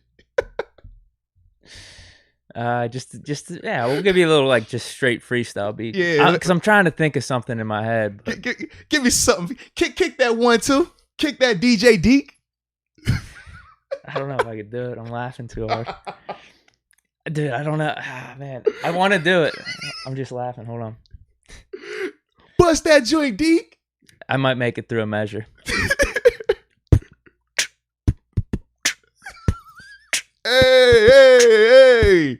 All righty, ladies and gentlemen. Start your engines. All right. The comment picker is rolling. It is rolling. Looks like we got our first winner. Okay. Pause. First winner is Richard Jones. Richard Jones, you have won the first giveaway box. And what is included in that giveaway box? You will be getting the away jersey, the away signed Arthur Moats Pittsburgh Steelers jersey, along with signed copy of my book right there, The Moats Theory of Life, along with the Manscaped Performance Package 4.0, Starbucks $10 gift card, Sour Patch Kids, Jack Link's Beef Jerky, and Nerds Clusters, because those are all my favorites. So that's the first winner, Richard Jones. All right, ready for that beat? Spin that beat, baby. We want a different beat, maybe. Yeah, give me a different one this time. Oh, hey, we doing a giveaway. We got 25K. We doing a giveaway. It's got Moats, we got the Deke, we got Big Deke Energy here today. And we saw Dotson kick some butt, hey. And we had Haskins throw the tutty today. Oh, yeah, I'm hype. All right, here we go. It is ready to roll. Pause. The name of this winner is Leo Savia. Man, you have won the Bumblebee signed Arthur Moats jersey, along with the Moats Theory of Life signed copy of that book, Manscaped Performance Package 4.0, Starbucks gift card, Sour Patch Kids, Jack Link Beef Jerky, and Nerd Clusters. So the way I will contact both of you guys is through your Instagram. All right, I will simply just send you a direct message up there where we can exchange contact information and I can get these items to you. So for everyone that has participated, greatly appreciate you. Yes, indeed. But big time congratulations to Richard Jones and Leo Savia. But in the sense of continuing to give to the people, we do got a special promo code going for all of the Arthur Moats Experience with Deke merchandise, right? You see it right on Teesprings. It's right on any YouTube video that you watch from us, right? Pops up right down the bottom. Hoodies, t-shirts, coffee mugs as well. From today until Monday, August 16th. Oh.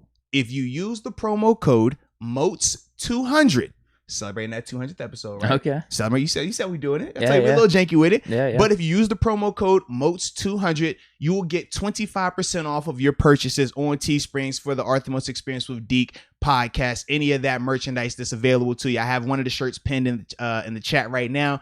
But any of that merchandise, 25% off. Just use the promo code Moats200, and I will include that in the description once we finish the show. So yeah, man. Think we got all of the important business done? Yes. All right. Got all the important business done. But dude, I like your beatbox, bro. Thanks, man. Now we can get back to this chat and get back to this breakdown, right? Yeah. Dude, wait. Did you pay attention to that game at all yesterday? Which one? The Patriots, who they play, Washington? A little bit of it. Did you just see the stat right there? You know how Which you one? said like sleeper running back, Ramondre Yeah. Stevenson? Did you see his stat line? No, what did he have? I think 10 'Cause that's the carries, guy from Oklahoma. over 100 Yeah. yards and a touchdown. He's nice, dude. I like his game. I didn't see what team he was on. Yeah, I like That his might have game, been the man. Patriots. No. But yeah, as soon as I saw his name, I thought of you. I'm like, yeah, he was That's he was the your dude. sleeper running Heck back. Yeah, I like him a lot, man.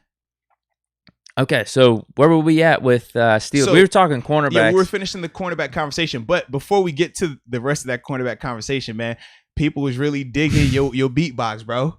They compare you to Timberland. Oh, that's tough, man. Yeah, bro. They said you was killing it, man. Oh, Yeah. man. Thank you. Straight fire. I appreciate Everybody that. Man. I love the beatbox, right, man? They said you beatboxing alone deserves 1,000 likes. That's what they said because your beatbox What are was we that at? dope. 402? Well, it's getting honestly, we went from 200 to 402 within like 5 minutes. So Tops. shout out to Yeah. everybody right there. It was a group effort, but man, the beatboxes, man, that took us to the top, man. Ah, thanks. I appreciate it. They say Deke over every producer. I agree with you, Jesse Z. I don't know about that, I but agree with you, I'll take- Jesse I'll Z. take the Yes, compliments. yes. I'm not going to be too shy about the compliments, man. I like it, man. That was fire, Deke bro. Miller, the Mac Miller Ooh, comparison. Jeez, see? that's some high All praise. right. Yeah. And then John Doe even said your beatbox was on point. That's what he said, man. Ah, thanks. Yeah. Thank you. And Donald Copeland, he's talking some where's the shoe giveaway. Wait a minute now, big fella. Whoa. Wait a minute. Whoa. Aren't there those, whatchamacalls that are dropping? Oh, Which ones? wait. I don't know if. Did they officially release yet? Which Those black and yellow Air Jordan. Did they officially release yet? They should be out. The Air Pollen Air Jordan 1s, the black and yellow. Black and white. Yeah. Did they officially release? I gotta check. They should have though. I think they have. That's I know not- they originally, like I said, the mid version. I gotta see if the highs released just yet. I gotta double check that. But that could be one, man. Those could be a That hot could shoe easily be giveaway one, right man. there. It definitely could. Yeah. Might have to look into that. Are those going to Good be option. bad on the resale market? Like, are those really limited? I ain't gonna lie. I don't feel like they will be bad. Okay. Yeah, So just because there's no like crazy market's still around like 150 or something like that. Nah. 200. I don't even know what Yeah. retail is these days. Is it 200 right Yeah, now? retail about 200, Jeez. 220. Them things, they're probably about 350. Like Oh, low so end. there is a little surplus on them. But yeah, but that's still like low end. Most of the times, man, for like fire ones, Damn, bro. you like 500 plus, bro. I mean, it used to be Yeah. 150, 160 whenever I was getting kicks. I mean, think Air Force Ones it used to be like $70 back in the day. Now I think people are paying like one something for them, like 150, almost something. Yeah, and these are just general releases. just like Air Force Ones, like damn. basic white low or black low Air Force Ones. Yeah, nothing crazy about them. Yeah, it's nuts. I didn't know it was like that. Yeah. Hey man, Price is doing business now, man. I'm sure. That's what. Okay, so yeah, Chinks just helped me with the update. So Travis Scott's, they're dropping. They should have been dropping today because today's Friday, and then tomorrow will be when the pollens drop. That's the ones, the black and gold, black and yellow, however you want to phrase them. So yeah, I really like the Travis Scotts. I see them all over the internet. I don't know which ones are legit. If someone's doing like, you know how they do jersey swaps, if someone's making their own colors with them or not. I just like how the Nike logo is like backwards like that. I think it's sick as hell. I like his logo. His on the colorways shoes, are too. pretty sick too. Like his original ones, weren't they? Like the Cactus Jacks or something like that. Yeah, his are cool. I mean, those got to be what, like $1,000 or something like that. At least. Yeah, at least, bro. So yeah, man. Crazy times, but good times as well. So getting back to this cornerback breakdown. Actually, yeah, we'll finish the cornerback breakdown, hop into some more of these chats, and then we'll get back some more into that breakdown. But wrapping up about just that mindset right now of where we would play Cam Sutton. Could you see us potentially bumping him to the inside? I could see a scenario where that plays out, but it would largely be in part to James Pierre having to really continue to take that that progression to make the coaches have that comfort, because right now, as well as James has played, he's still young. He's still, you can point, who's he going against? Things like that, right? Whereas with Cam, the coaching staff is naturally going to have a sense of security with Cam because of the amount of games that he's played and the amount of plays that he's made already at that position, so to speak. Now, granted, it wasn't at outside corner, but he still has made a ton of plays for this team. So for me, when I think of and with us signing him the contract, right, too. I just don't think if they make that move, it wouldn't be in that first couple of games. I think that they would legitimately give him that opportunity to show he can play out there. I don't think they're going to panic after just that one game. Now, I wouldn't hate it if they did. I could understand why. I mean, I'm ready to overreact. I could understand why. I definitely could. But at the same time, it's just like, all right, man, it was one game. It was one game. That's how I'm chalking it up. I'm just throwing it as one game. Because with Pierre, it's only 2 games, but I do get the sense, as we were talking earlier, he's not going to get beat deep. He'll give up the 10-yard pass, the 5-yard pass, make the tackle. But getting beat deep, watch, he's just going to get absolutely torched this next preseason game. But you just jinxed it. What I'm saying is I just have a little bit more confidence in him right now based off what I've seen. Because we haven't seen Cam Sutton on the outside too much, if at all, really. I mean, maybe a couple times in the regular season. But now, with us moving him there in these 2 preseason games, I like what I see from Pierre. I have a little bit more faith in him right now. If I'm sitting here, I'm a betting man. Joe Hayden, Pierre, starting cornerbacks outside, Cam Sutton inside. All right, well, but that's me. I mean, I'm going off these 2 preseason games. Tomlin's seeing them day in and day out. They're making long-term decisions with Cam Sutton's contract and how they view him. So there's a difference there. I understand that. Well, and I would also say with this situation, man, it can easily end like that. In terms of it being Joe and Pierre on the outside and Cam on the inside, I think it could easily get to there. I just don't think they're gonna do that in these first 3 regular season games. I feel like they're legitimately gonna give Cam Sutton that opportunity, just because of how everything is played out with getting him the contract. Obviously, Steven leaving. I think that they're gonna legitimately give him that crack at that in games, not just in practice or just in preseason. So I wouldn't be surprised if it ends like how you just said, though. Honestly, I would not be. Well, that would suck, because that would mean Cam Sutton's getting torched these first 3 games, not maybe. Necessarily torched, but say, for example, it's just not what we want it to be. You don't have to be getting torched to just feel like, okay, we can get a little bit better here. And that could be the case. It could just be, it doesn't has to equate to Cam Sutton giving up 300 yards in a game or getting beat on like bomb after bomb. But say in the first 3 games, he gets hit deep twice for like a 30-yarder. That's not killing it. But at the same time, we'll be over here like, all right, we got James Pierre here. Maybe, could Pierre at least cover this? Right. And that's what I'm saying with Cam. Like, I don't think it would get gory, but it could be a point where you're just kind of like, all right, I just want to try. Let me just see what that can look like. Maybe it will be a little bit tighter right here. Not saying it's a crazy upgrade, but maybe that would be a better fit right there. I think it'll look more like that if it were to happen. I get what you're saying. So not really too much in the preseason games going to sway that, you think? Correct. Unless he gets burned for 300 in a preseason game. If he gets burned for 300 in a preseason game, we got big issues with him starting. For a fact, bro. Let's just not see the Quez Watkins situation in the rest of preseason. That's agree all. With that. Okay, yes. we'll let up an out route. We'll let up in maybe a little 10-yard slant pattern. That's about it. I think that's the worst we should be seeing rest of preseason. Full transparency before we get into this the chats, because we are going to switch over and get some of these chats before we finish up this recap. Full transparency, man, I had a little issue going on when I was watching this game yesterday, bro. Because you brought up Quez Watkins. Yeah. I wanted him to play well. Because I was like, yo, because it validates your research. It validates you finding a guy. So I'm dead serious. I was like, yo, the whole time, even like I had to do a show before I had got on. I had to do a show locally. Did you bring it up? Well, we talked about him, and I was definitely able to bring him because I'm like, yeah, I know exactly who he is. Because I wasn't bring him up. I know I'm bringing names, this. And when I saw him balling out like that, I'm like, yes, like keep that going. I'm like, Deke told that. Deke knew that one before the curtain. And I was on the opposing team. Talk about research. Y'all better leave my dog alone. You know what I mean? So to see it, I was hyped. But then I was like, no. Like, because it's against our guy. I'm like, but I was really enjoying that. But it was because of you. So I'm just throwing that out there, man. Full transparent. It was awkward for me. When you don't have to thank me. But I like it, but I don't. I appreciate that. Yeah.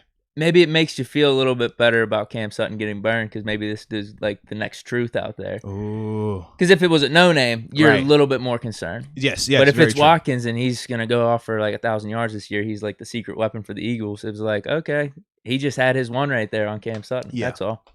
I mean, it could have been like when Stephon Diggs was in the preseason. No one knew he would be who he was. And he ended up almost having 1,000 yards his rookie year. Absolutely. And he was torching dudes in that preseason, man. So maybe that's the case. Yeah, maybe. All right, so let's get to some of these chats real quick, man, and then we'll spin the block and get back to this discussion. All right, so yes, this chat is extra chunky. All right. So let me see if I can remember where we last stopped at for upper room first. Yeah, because we got, it was Bill D, Grow Sticky, Lee Catrovi. All right. Lee Crotroville. I'll start with him because I feel like I already said him, but I'll just spin the block one more time. All right. So we got Lee Cotroville. Welcome to the upper room. Yes, indeed. Then we got Greg W. And that's I think it's a Pomeranian emoji for his profile pic. I like the Pomeranian right there. Nice and fluffy, Greg. But Greg W., welcome to the upper room. Yes, indeed. Then we got V.A. Stiller, spelled still with an A at the end of it. I like the creativity on that right there. But V.A. Stiller, welcome to the upper room. Yes, indeed. Then we got Freddie G187. I know he was in the chat earlier as well today, man. Shout out to you, Freddie G187, and welcome to the upper room. Yes, indeed. Excuse me. And then after that, we got Mr. Pitt Steelers for life. Welcome to the upper room. Yes, indeed. And then the last one is Got Milt. Milt. Welcome to the upper room. Yes, indeed. And then I believe this is Jake. Now I want to say that wrong. Jake Cuff. Welcome to the upper room. All right. So everybody's gotten their shout outs so far. All right. And you can't see super chats. So where I'm at on the super chats, there's two names that pop up. Okay. It's Micah Hemp and Louis D. Okay, so I'm ahead of you then. So I could say those if you want. Hold on, I'll backtrack real quick because I know we got so I know I want to say we talked about T Smart 43 where he basically was like, yo, Moats, Deke, why are we acting like Haskins ain't number 2? We definitely were talking about that, and we definitely feel like he is making it very, very, very interesting for that QB2 spot, man. We just got to continue to see more of it, right? Yeah, I think there is still QB competition. Like Mason didn't lose the competition right now. I'd give the edge to Haskins, but I think it's very well still competition for these last two preseason games. Absolutely. 007 as 007 is in the house as well. Got 007 saying that 007 is in the house because that's what they call, young Haskins. I love 007. I like that too, man. All right, next up, G. Alexander. Shout out to you, man. We appreciate the support as well. He says Cam Sutton and Robert Spillane both looked less than stellar. That's fair. I think that's definitely a fair assessment and a nice way to put that. I appreciate you using nice words and just keeping it a light tone. We like that. I don't like when we have to read off harsh stuff, man. So thank you for that, man. Yeah, I don't get why people are out here calling other dudes bums and stuff. Yeah, it's too crazy. far. It's crazy. All right, next up we got Chris Mack. Chris Mack, shout out to you as well. He says Joe Schobert should start. Oh yeah, we're gonna talk about that, baby. That's actually coming up soon, very soon. We're about to be finishing up with these chats, wrap up the rest of that recap, and then from there we're deep diving into all of that with that situation. But we definitely like your thought process too. Oh yeah, because that's why I didn't want to drop to you. I saw you pull it up over there. Okay. I'm like, all right, we in the same spot. We there. Sure. We there. All right. Next we have Juan Rangel. Excuse me. Juan Rangel says, "You feel like we picked up Joe because Mason is leaving."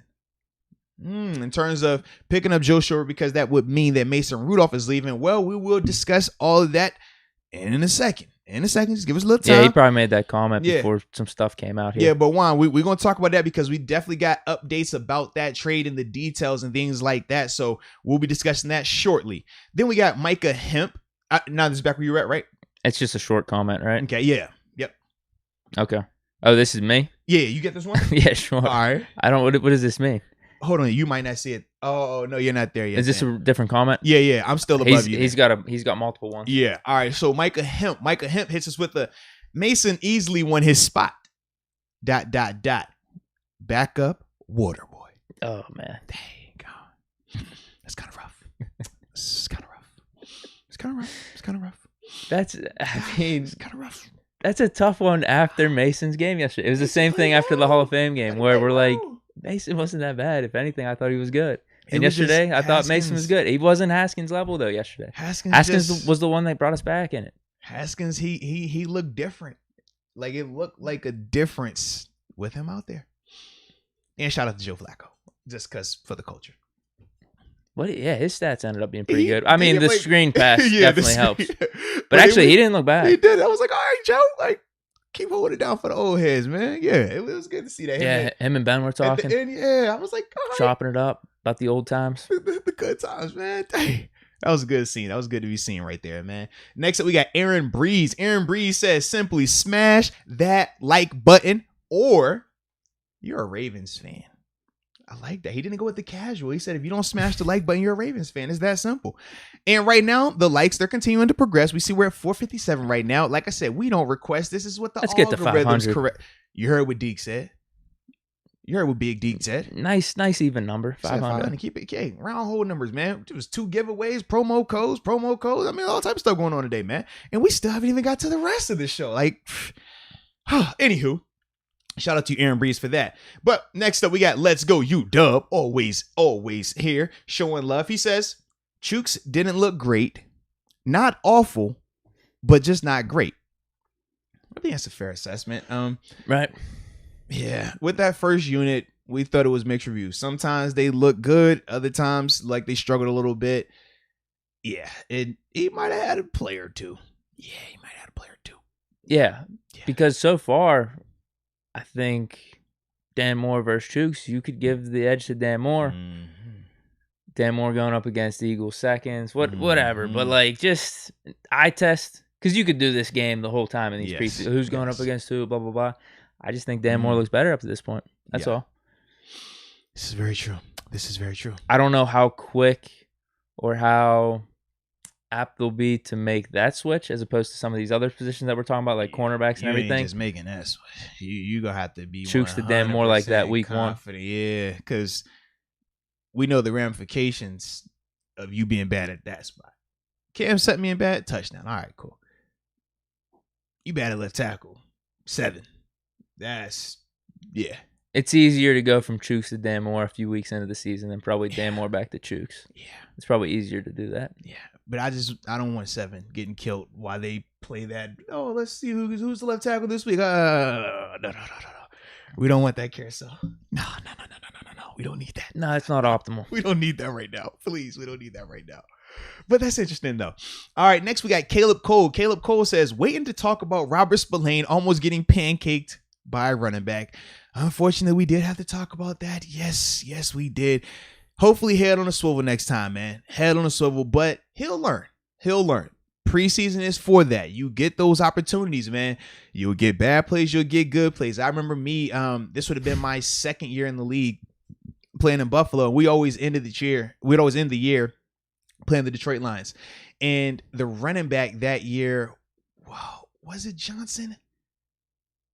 It might have been Johnson. Was it Kerryon Johnson? I think it was, or whatever. It might have been him during this time frame. This has been the 2011 season.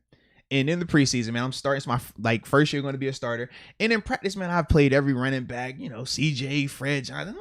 Fred Jackson. I feel good. Like, all right, I got this. When they run their routes, it's good. And I had this false insecurity. Like, yo, this is fine. Like, they're gonna run out here. I'm just sprint and make this play as simple.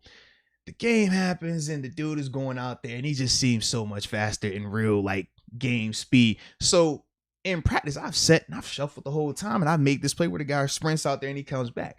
In the game, because I hadn't felt that speed, man, I'm sprinting out there. The dude puts foot in the ground, comes back, catches the ball. I'm still running to the daggone sideline because I'm just feeling like I got to get out there because it just didn't feel natural to me. I wasn't comfortable with it. But it took that moment where this dude breaks this crazy play in a preseason game and I'm embarrassed for me to know once the season hit, like, bro, we ain't gonna get hit on that again. And you learn from it. And ultimately, I never got hit on that again. But for Spillane, that's going to be something for him as well. All the mistakes that he had in these past 2 games, he's learning. He's gathering information and data, and he's going to grow from that, man. It's just a bummer because, as I said earlier, those moments last year. Yeah. I mean, he looked like a legit NFL starter. He looked like a legit player. But you've touched on this many times. You just got to keep doing it over and over and over again because you have so many dudes that can come in and have hot starts and have hot streaks, but then eventually flame out. It's just a bummer because those Spillane moments last year were really sick. The pick 6 against Lamar, and then the Derrick Henry hit, bro. And he had some really big hits against the Browns too. He played good against Washington. Like, he had some really good moments, and then to see, I don't know if it's him going backwards or just people are catching up to him or what, but it's just a bummer. Unfortunately, it is, man. But he will learn. That's my thing. I'm not turning the corner on him. I know some people are like, oh, man, it's over for him, man. We just got to get him up out of here. I don't think that that's the case. He can still be on the team, the third guy. Absolutely, he can. And I had to correct my name, too, man. It wasn't Karen Johnson. It was Kevin. Okay. Yeah, freak. I just had his name. So I think it was like Kevin Smith, I think his name was. 3rd-round draft pick. Yeah. That would have been him. Yeah, that was the cat. I was like, I knew it was one of them dudes. It was a Kevin in there. So, yeah. But going back to this thing. All right, so back to the chat. Next, we got Barilla92. Barilla92 says, has Deke ordered his Haskins jersey yet? Good morning to the best podcast and the best podcast community. I do second that, man. I love this podcast community, man. Y'all are awesome. But Deke, have you ordered your Haskins jersey just yet? No Haskins jersey yet. When Ben retires, and we still have Haskins, that's when I would get the jersey. Okay, fair enough. I like that. But not until then, because it's still, like I told you, regular season comes around, dude. We're rolling with 7, man. Well, since Dwayne Haskins is number 3 on my IG, I had on my Allen Iverson sneakers yesterday. It was a subtle, like, you know. Did you? Which ones you have? I went with the answers. The 10. Which colors? The answer 10. The black the black home ones that he wore when he stepped over T. Lou. Remember the drinks there? Yeah, those my babies. Yeah. Oh wait, no, I need to see this. I need to see that T. Lou one. This should be the answer 10 DMX. Type that in. Yep, you'll remember. I need to see this. Yeah, man. I mean, you probably have them here. Which ones are they? Any of these? Right there. Yeah, but they're not black and red though. These ones. These ones right here. Oh, I know what you're talking about. That colorway. Yeah. Dude, I used to have these. Yeah, I love those, man. Dude, they're going for $255 right now. I was cutting grass. I swear to God, dude, I was cutting grass in these like 7 years ago. Yeah, man. Wait, no, these are size 10. Is this serious? Mm-hmm. I swear I got these for $30 somewhere. I got these exact shoes. They used to be cheaper back in, but like that was the market back then. Whereas now, because of the nostalgia, the classic feel of it, who he is, yeah, the leather on these definitely went up, man. I don't know if it changed at all from the ones that I got because I'm assuming they which ones did you get? Did you get some ones recently? Yeah, they did a anniversary release a couple of years. The leather's smooth on these though. I want to say a year ago they did another like release of all his all the Allen Iverson shoes as well, man. But yeah, Frank K just said, buy it now. You've got to be Frank kidding K me. literally just said, Deke, the shoe game is insane right now. And that's for a fact, man. I'm glad I got out of it. Then, yes, bro. Because... well, I mean, we even saw in the chat, we were talking about the Air Force Ones, right? Because we do got a good amount of like sneakerheads that are in the group. One guy was like, man, Air Forces are like $70. And they're like, nah, bro, they're $130 where we're at. We're paying $150 over here. Like, yeah, that's legit right now, bro. Bro, the market is crazy, man. This is where they're at. It's like $250 for ones that look new. Someone has them tried on, but then the ones that are in the hundreds, like these are heavily used. So yeah, dude, this shoe, I wouldn't have expected me being able to resell it for that much. Yeah, I'm seriously cutting grass in them. I don't have them anymore. I trashed them. I threw them out. Bro. Wow. Yeah. But that's that situation right now, man. Yeah. But that was why I wore those, because I wanted to have like a subtle like Dwayne. I'm rooting number for 3 you tonight, you know. I get what you're saying. You know, that was the vibe. I didn't want to be blatant with it, so it was like, all right, how can we make this, you know, just indirect, but it's out there. Yeah. So yeah. All right, let's see what else we got here. Jack Henderson, man, we definitely appreciate you. He says, I am kind of disappointed because I never got welcome to the upper room when I joined. Yeah, well, depending on when he joined. If it wasn't doing a live, that could have been it. But either way, Jack. Didn't you just go through them all? No. But I don't know if he joined today, though. Gotcha, I don't know if this was a today guy. But either way, Jack Henderson, because you are part of the upper room, welcome to the upper room. Yes, indeed. Yes, indeed. All right. And then broken leg problems. We love broken leg problems. Says, this is for you, Big Deke. He says, call out all them fake fans, Big Deke. Call them all out, man. Call them all out. I take shots when I can. Trust me. Hey, man, keep shooting. Shoot or shoot. That's what we say, man. Unload the clip. Do. Yeah. Man. I'll let the fake fans know. Trust me. I'll always throw out reminders, especially during this season. There it is. Dude, it's crazy. I'm just now to that Micah Hemp comment that you were on. Yeah. Holy smokes. And I still got one before that. And I lost it, actually. Holy smokes. All right. Because I keep going up. It's not there. Yeah. All right. So I got you real quick. But I don't know what it means. I remember it. I know what it means. Yeah. So first off, Bombs Away, man. Shout out to you, Bombs Away. I actually went on Urban Dictionary and I couldn't find it. I thought I was going to read it. So I was like, I at least want to know what it is. Because there's people commenting stuff. And I'm like, I just don't get it. Yeah. We'll get a couple of these, couple more than that. We'll get back into, some more of this show today and things like that. But Bombs Away says, there were a few plays where Devin Bush looked like he was supposed to rush, but he just looked lost. Was he kind of scared, confused, or was he being a spy? So, Bombs Away, great question. What was going on is this. When Devin is in coverage sometimes, especially in cover one, which is what we run a lot on possession downs here, he has what we like to call a green dog, right? Or essentially not green dog, it's a hug rush. So a hug rush is this. He has that running back in coverage. If the running back releases for a route, he has to be responsible for that guy.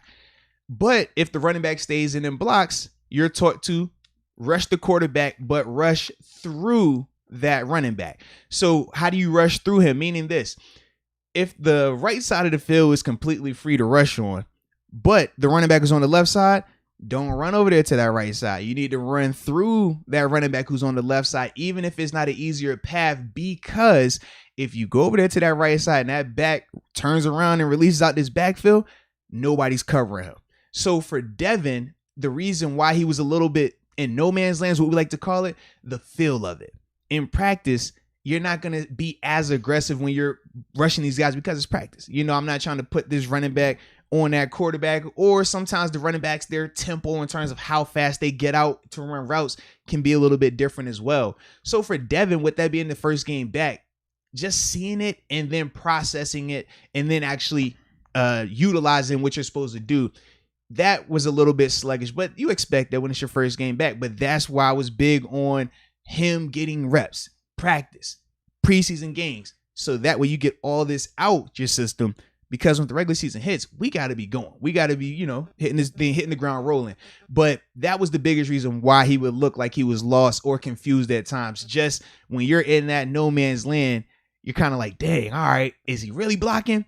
And now once you confirm he's really blocking, well, now it's too late because, your rush is null and void. Or now the running back realizes, hey, this guy's not rushing. I'm about to run a route now.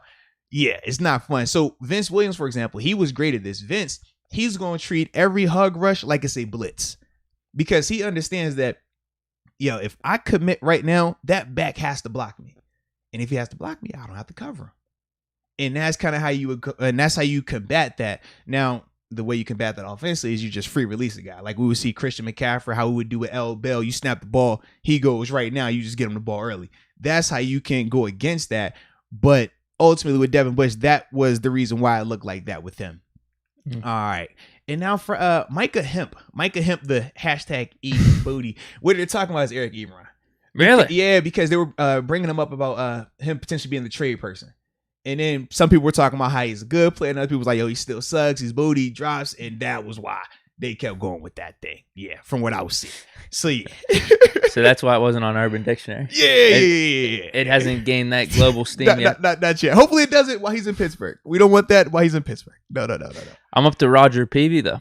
Okay, so you're very close. And I got one more before that. And then wow. I even lost another one. Yeah, because I got Louis D right now. Louis D, he says, if you go back to that Miles and Mason incident where Schobert was just unstoppable, which the Steelers had no answer for, now they do. Put him with us. Absolutely. He was the guy that was killing Mason in the Tampa 2. Yeah, he had the Tampa 2. He was the middle runner, and Mason could not see him. Yeah, he could not see him. But that was his real big breakout game. And I want to say that was his Pro Bowl season. It was 17. I thought he was going to make it that season because he had like 4 picks. He had that good game against us. He had a lot of tackles. But he did get 19. Yeah, you're right. It was 2017. Yeah, but I mean, that's back 2 seasons though in a close proximity where he was Pro Bowl caliber though. When he did make the Pro Bowl that season, he definitely could have been in conversation for it. Well, that's the season where he got the big contract with Jacksonville. Yeah, So the league viewed him kind of highly. Yes, and we're about to transition right into this thing. But yeah, we'll get into that contract in terms of like why he was even available to us 1 year removed from signing that extension as well. But you said you got Roger Peavy? No, I lost that one too. They're disappearing on me, dude. All right. Well, hold on. I think I'm going to try to run through these real quick before another one pops up, and then from there we'll be good. All right, so we got Roger Peavy. He says, Cam, need to go to the slot. I'm sick of him getting burnt on the outside. The man been getting burnt going on 2 years now. This year, I'm sick. Yeah, this was kind of Wait, I mean, he's been ripping on Cam over these past 2 years. I don't know if he's been ripping on Cam, but he said Cam's been getting burnt the past 2 years. I don't remember that really. Well, what he might be referring to is this. I think it was Washington game last year. Cam was beat, but I want to say the receiver, it was either a bad throw or it was like a couple of times that type of stuff has happened. Whereas we call it in football, we like the joke and say, oh, it's a long foul ball. Meaning, yes, we were beat. Yes, it should have been a catch. Probably should have been a big gain or a touchdown. But either it was a drop, bad throw, janky, something happened, and we kind of got lucky. So we call it long foul ball. It's like, oh, it should have been a homer, but it just happened to foul out. So we're good. Cam has had some of those on his deeper plays. And that might be what he's referring to. But when you're not getting, when they're not connecting on him for whatever reason it may be, you do get that confidence as well. And that that's exactly what happened in his preseason game too. Exact same day. Identical. But that has been up there. Okay. Without going too much into that, it has been up there. All right, next we got Wyatt Kirby. He says, Rappaport just tweeted, we traded Ben Roethlisberger and a late round pick for Joe Schobert. Sorry, Deke. Fake news. Forfeit. Rappaport's fake news. Fake news. He should lose his credentials. We don't tweeted that. Yeah. Now, if you should have said somebody different. You can't go with Rap. Rap gets no love over here right now, man. Just because Rap in 7, we know 7 doesn't rock with the Rap reports, and we know. Really? I don't know. I was just trying to make a narrative there. I can't remember. Well, Jake Glazer's report. But the thing was, Ben and Jay have a relationship. That's why he was disappointed about it. Ben and Rappaport, they have. I don't think they have a relationship. Yeah, I don't know anything about it. I don't think they have a relationship. Because it might have been Rappaport that had said something about like a couple of years ago, the team trying to do something with Ben, and it turned out that it was completely fake or false. Like, I don't know if he said they were trying to move him or something, but it was something that Rappaport came up with, and that was ultimately like what got that conversation going. But that's why I always laugh when I see Rappaport. I'm like, bro, they don't rock with Rappaport out here, man. I'm at Donald Copeland. Am I caught up? Yes, you are. So you go ahead and get this one. Yes. All right. We are there now. It's my turn. Wow. Yeah. Donald Copeland. Moats. Ask Hen if we can get haircuts on Mars. I'll bring the smoke. You and Copeland getting some fresh cuts? Hey, man. Hey. Now, my only thing is this. I'm a little biased. I like certain things when I'm getting my cut. I don't know. But we'll look into that though, Donald. We're not going to deny that just yet. We might have to look into that. But we will see. We will see, baby. Yes, we will. All right, you got the last one though, right? Sure. Michael Patrick McCracken. Uh-oh. The answer to, but can you block, is no. He's talking about Ebron? No, he's talking about Frymouth. What? Who's the one that Coach Thomas says that to? I guess Frymouth, but I thought he played good in the blocking yesterday. I do as well. Yeah, but I think that's just his comment though. He didn't like what he saw from Frymouth yesterday. It could have been because of the holding penalty though. Oh, it was a hole. I know you don't like it as a whole, but it for a fact was a hole, bro. Yeah. But he had some really, really good blocks in the second half. Like with him, Dotson, and Dan Moore, I thought they opened up the run lanes pretty good. Yeah, I liked him. I liked his work. But I could easily understand not everybody wants penalties. So that could be the biggest reason. But as a whole, man, he'll continue to improve, man. Yeah. Okay, I think we're caught up on all this. Right. So now that we're caught up, now we can transition into, because we don't have anything else we were going to get with that, right? Oh, I'm good, but there's one name that's being brought up. But which name do you got? Because I got another name as well. Loudermilk. That was the name I was going with, but I like that one as well. He flashed. He definitely did. Didn't he shared the sack with, was that Roche, right? Yeah, absolutely. Yeah, so it goes back to what you're saying with the competition. Jameer Jones got the sack. Mm-hmm. He looked really good, and then Roche gets in there, gets the sack with Loudermilk. Because I liked how Roche won with speed on his, whereas with Loudermilk, he was working the game, but I like how as the penetrator, you saw him fundamental, work that hip, climb to the quarterback. It looked like watching, I was like, yo, Cam has been teaching this dude. Because it looked beautiful. It looked just like how Cam talks about it. Man, you got to get to that hip. Put them 2 hands on the back of that hip and look at that thing. And then from there, you burst up, man. That's the camera. I was like, all right, I see. I like that. I like that right there. So shout out to Loudermilk for that. Is that a Steeler apprenticeship, huh?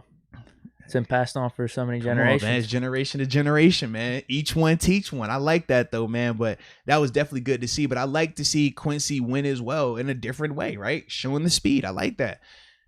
Quincy and Jameer, I hope I'm not pronouncing his name wrong, but both of those dudes, man, I'm excited to see how they keep going back and forth like this, and if they can continue to push each other, because that will make us all a lot more confident with that depth, make us a lot more excited about the future if those guys can continue to grow and hopefully carve out roles some point in their careers, man. But as a whole, I'm liking what I'm saying from those two guys in 2 games so far. So we're saying Marshall, odd man out?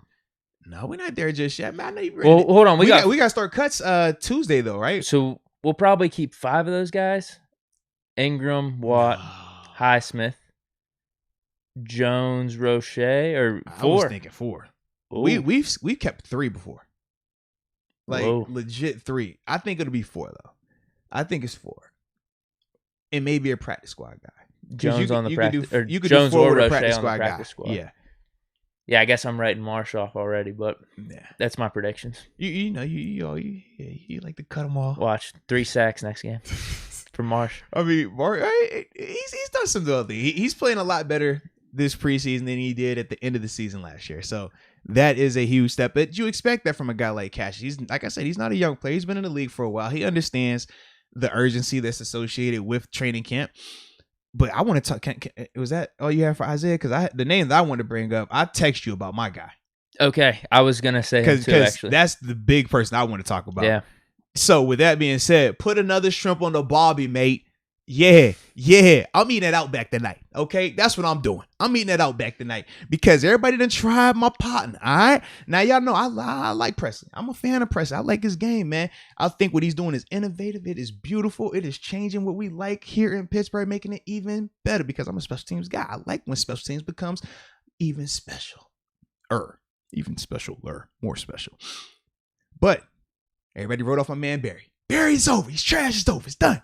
It's no competition. And what my man do yesterday? What did my man do yesterday? He showed up. He put that shrimp on that Bobby. And he said, all right, Presley, it's your go now, man. We see what you got. Answer the bell. We said after the game, we said Presley balled out in that first game. We said, want to see what it looks like in practice. Now, granted, in practice, we didn't get that same opportunity, but we said Barry did some good things, but it just didn't seem as impressive when you watch Presley last week. I thought yesterday, Barry looked impressive. He had one down. It was the 2. He had a 2. Had a 7. Oh, man. You want to talk about backspin. Like, whew, that one was with authority. Whew, like, there was no doubt about it. He was like, I'm punting this. Whew, you think it's going to bounce in the end zone? No, it's bouncing back a couple yards. That was a good one. I think that was his first one. That was his first one. We ain't warming up into this thing. No, baby. No, then he had another one within the 10. The thing that he doesn't have, though, is he didn't force the fumble like Harvin did. Oh, what? So because it was a more competent return man back there, we're knocking him for the Well, I will say, with you, bro. I do think because Harvin had 3 that were closer, but then didn't Barry have 4 total punts? It was the 2 close ones that he dotted up, but then the other 2, a little lackluster, I will say, compared to now it's lackluster. A little bit. You can't say lackluster. It's different parts of the field. Yeah, for Presley, all of his were like putting into they were all like coffin kicks. Whereas with Barry, he had like some legit out of the field. You just got to punt this thing, and whatever happens, happens. I liked how Harvin's rolled his 4th. I can't believe I'm talking about this. I liked how Harvin's 4th punt rolled though. It looked like it was just gonna keep going. I didn't see that from Barry's long punt because they didn't have a roll. Because they actually caught the ball. Yeah. As a return man, you know what your first job is? Catch the ball. Harvin put it in that in-between spot between where the guys were about to hit him and then where he's got to catch it. That's why he was misjudging it. Oh, this is the thing, man. If you're a special teams coach, you are pissed with your returner and you are pissed with your jammers. You're like, bro, you got to keep that one gunner. It's two guys on one. There's no reason why one guy should ever make this return man not be able to catch that ball. And if you're the return man, your coach is telling you under zero circumstance can you not catch this ball. You have to catch this ball because you lose 10, 20, sometimes 30 yards by just letting the ball hit and roll like that. So once again, man, we not about that. You can't get it. That's returner's fault right there, man. That's not a knock on Barry. That's a knock on the return, man. Who's got the edge? God, look, we still going Presley. I'm going Harvin. Yeah. I just like I like Presley. I like him a lot. But Barry's my guy. Me and Barry, we got history. All right. I haven't shared the locker room with my man Presley. I've been to war with Barry multiple occasions. All right. So forgive me if I'm still gonna be waving the Barry flag. Let's go, Jordan. Hits different for you, huh? It does a little bit. It's my special teams guy. You know? And Boz, he's another one. So yeah, every once, if you share those special team lines with individuals, it's a different level of closeness you get. I get what you're saying, but I think we got everything covered though. Yes, we do with that part. So now we can get to the even more exciting news that transpired during that game last night, which was the Pittsburgh Steelers trading for inside linebacker from the Jacksonville Jaguars, Pro Bowler, Joe Schobert. Absolutely love it.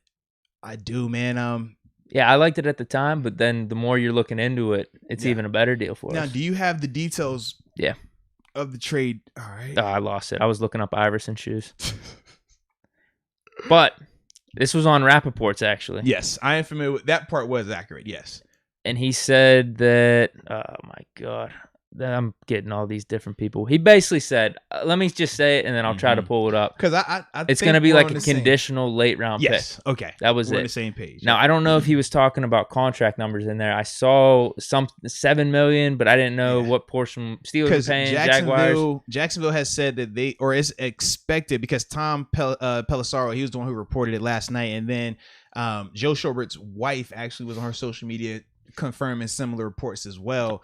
But I got it officially. Oh, you okay? Perfect. Yeah, send late round pick compensation. So I'm sure that is going to depend on how the Steelers finish up, or how many tackles Schobert has, or something like that, just based off his play. But then they just say Schobert is due $7.3 million this season, fills a big need. So I guess we're taking on all that, unless another report comes out that we're splitting it. But we have the cap space. Yeah, we definitely do, man. Yeah. So the biggest thing in terms of why he's available, he just signed the new deal, right? The deal was what? Was it 3 years or 4 years? I think it was 5 for 53. I want to say like 53.6 million or something. Actually, like I have it right here. Yeah. I could double check. All right, now it's not loading. All right, yeah, it was 5 years. 5 years. Was it 53.6 mil? 53.75. Oh yeah, close. Big. I like that. But the biggest reason why, because people would say, well, hey, he's only just signed that a year ago. Why would they trade him in? Why would they trade him for a conditional, late round pick, not something early? The biggest thing is this, right? With Joe signed under a different regime. That was Doug Marrone and his regime. Now, remember, all those guys got cleaned out, right? They cleaned house. They brought in Urban Meyer, whole new front office, whole new group down there. So, easy scenario is Urban Meyer just simply wants to go with different guys. That's a lot of younger guy, develop a guy, or just your guys, right? When you talk about a guy having a cap hit, now his cap hit isn't crazy this year, but contract wise, right? When you're talking about Jackson, if you continue going forward with him, the numbers are going to get more robust down the stretch. So if you're Urban and this is your first year and you want to create your culture with your guys, then you kind of do that. Now we do know that it wasn't crazy in terms of, Urban Meyer and people not all the way being on board with him, but we do know that did have a little bit during OTAs. Part of the reason why he was getting fined was just the intensity of it and how often they were having those guys on the field. Just because I didn't hear about this. Urban was getting fined. Yeah, he got in trouble for it. Yeah, it was a couple. He was doing some college shit. Yeah, but a lot of college coaches, younger coaches, that does happen. In terms of when in college, you need extra work. Stay out here longer. Do this longer. In the NFL, even if you want to promote that, a coach can't be out there. So NFLPA. Even if it wasn't like egregious, if he's out there, it's a camera that just 24/7 sits out there and watch the field, watch the indoors. So you can't get around it. So if you're in college, you don't have to worry about that. You can just do what you want, say what you want. For him, though, he has to understand that. Pete Carroll had the same situation. Remember, Pete Carroll that was what, 2014, I think it was, when he got his big fine. It happens. But that could also be a part of, all right, why a guy like Joe could be moved. If he was a part of that movement of, hey, man, we don't do things like this because he's not a rookie, then yeah, all right, we'll just get this, and that's fine. But either way, I am glad that he is here, though. I do think that, he significantly helps that inside linebacker room. If Vince would have been here, right, we would have been confident in this group, but we still thought that, man, Vince, he's limited in certain things that he can and can't do. Joe Schobert, though, that is an upgrade. Joe is going to... It would have been an upgrade even if we had Vince. And that's what I'm like. It just would have been a busy room, though. We would have had a lot of people. But. True. A lot of room, a lot of people in there, a lot of guys that have played a lot too, right? In terms of Vince, Joe, Devin. But now when you talk about Joe stepping in that room, man, number one, you have a legit leader. You got that because Devin is still young. Devin is still trying to find who he is right now as a player. And we think that he's going to continue to be successful, but he's still finding. We're watching it play out. Joe's past that. Joe is a proven player. Joe is ready to go. So I love that, Devin coming back from injury, Devin still finding himself. We're going to have a little bit more, or not a little bit, a lot more seasoned player next to him, both, as a productive player and as a guy who's been in the league, has seen some ball, been a part of multiple organizations. So he has a different perspective. To me, I think that helps Devin a ton. I think it helps Robert Spillane a ton as well. Yeah, I was pretty amped about the move, especially with him making a Pro Bowl. Mm-hmm. That's got to hype you up a little bit. And we saw him in the Browns game that Thursday night. He cooked. Yeah, picked us off a couple times against Mason. And tackling machine, has a ton of tackles. Now, I'm sure there's Browns fans that were happy to get rid of him. You'll get this from any organization or any team that any fans that they see a dude that gets traded from their team and maybe they had some bad moments. They're saying oh man, good luck Steelers with Schobert. He makes tackles that are way past the line of scrimmage, this and that. Now, is that the end of the world? I don't even know how much you could take what they're saying as gospel because I think they're just salty. But what we do know he's good in, though, is coverage. And that's really important for the Steelers right now and what we've been looking for, what we've been lacking. So to combine him with Devin Bush, he's been a Pro Bowler. He's only 27 years old still. And going back to the contract talk, this is basically only a 1-year deal. Yep. Because after this season, there's an out and there's zero dead cap for the rest of this season. So the whole 5 years, $53 million, this was, what did we say about Le'Veon's contract? Yeah. Monopoly money. That's essentially what it is. Because all we're on the hook for is this year. We could cut him next year. Yeah. Or maybe, who knows, maybe there's a restructuring. But if we cut him and then we sign him to a new deal, that's probably more likely in my opinion. Yeah. But yeah, this is, and we only gave up a late second round pick, or not second round pick, just a late round pick for him who's, he's going to be starting for us right off the bat. Yeah, that's huge, man. I like that a lot. The contract makes it that much more better. 7.5, they can accommodate that. And largely the reason why you talk about them being able to have that out, going into his third year, because he got a ton of that guaranteed money up front. I think he had a $12 million signing bonus. So you think about how much money he's probably seen he'll see about 20 plus mil in those first 2 years once it's all said and done. So it's perfect for us to be able to hop in like that. And it was one of those perfect storms. I mean, it makes sense now, though, when we heard about CJ Henderson being available. And now you see Joe Schobert get traded for a late value pick. That's what it's looking like right now. Hopefully Urban isn't going to Chip Kelly route of, hey, it's more my scheme. I don't need these productive players. But either way, we are. At least he's doing it right off the bat. Right. Though. He's doing it off the bat. He is. So, man, if y'all want to send CJ for a late round pick as well, we got some more late round. Just maybe. Yeah, because his contract's not going to be much. Rookie year deal. It's a year ago as well, right? It's a different regime. You know what? I'm getting a little bit more on this now. I'm just throwing it out there. Just hypothetical. They don't need James Washington, but could they use Ebron? We got another draft pick for you if you want. I'll throw another. Because who's their tight ends? They have no one at tight end. No, they do got a tight end. They got a tight end. Are you talking about They got a tight end. You better put some respect on that tight end, bro. Let me look at this contract. Hey, CJ. Hey, big head. It can't be much. It can't be more than $5 million. If I had to take a guess. So look, I know we just sent y'all a late round conditional. What if we sent you a middle round? I think I was right on the point. Mm-hmm. Cap hits $4.6 million for this season. What gets it done? You said you want a middle round conditional? Huh? What you want? Come on, Urban Meyer. He's not even a part of your regime. He's a Doug Marrone guy. You don't want to win with Doug's guys because then you'll be like Coach Tom and they'll say you only won because you had Bill Cowher's guys, right? So you don't want to be like that, Urban. No. Go ahead and ship CJ up here, man. Go ahead and send that dude this way. You don't want to keep him, man. Yeah. Let me look at their depth chart real quick. Yeah. Because the dude I remember that's been on their team for a little bit, O'Shaughnessy, as their tight end. Yeah. I don't know if they still have him or not, but if that's their best tight end, I mean, Ebron's an upgrade for them. Nah, man, Tebow got the juice. Even though Jay Quest is saying Ebron over Tebow, but he's using Ebron's alias. Bro, here's their tight ends. They still have that O'Shaughnessy dude. Yeah. Chris Manhertz. Bro, none of those people matter. They got Tebow. Luke Farrell. Ben Ellefson.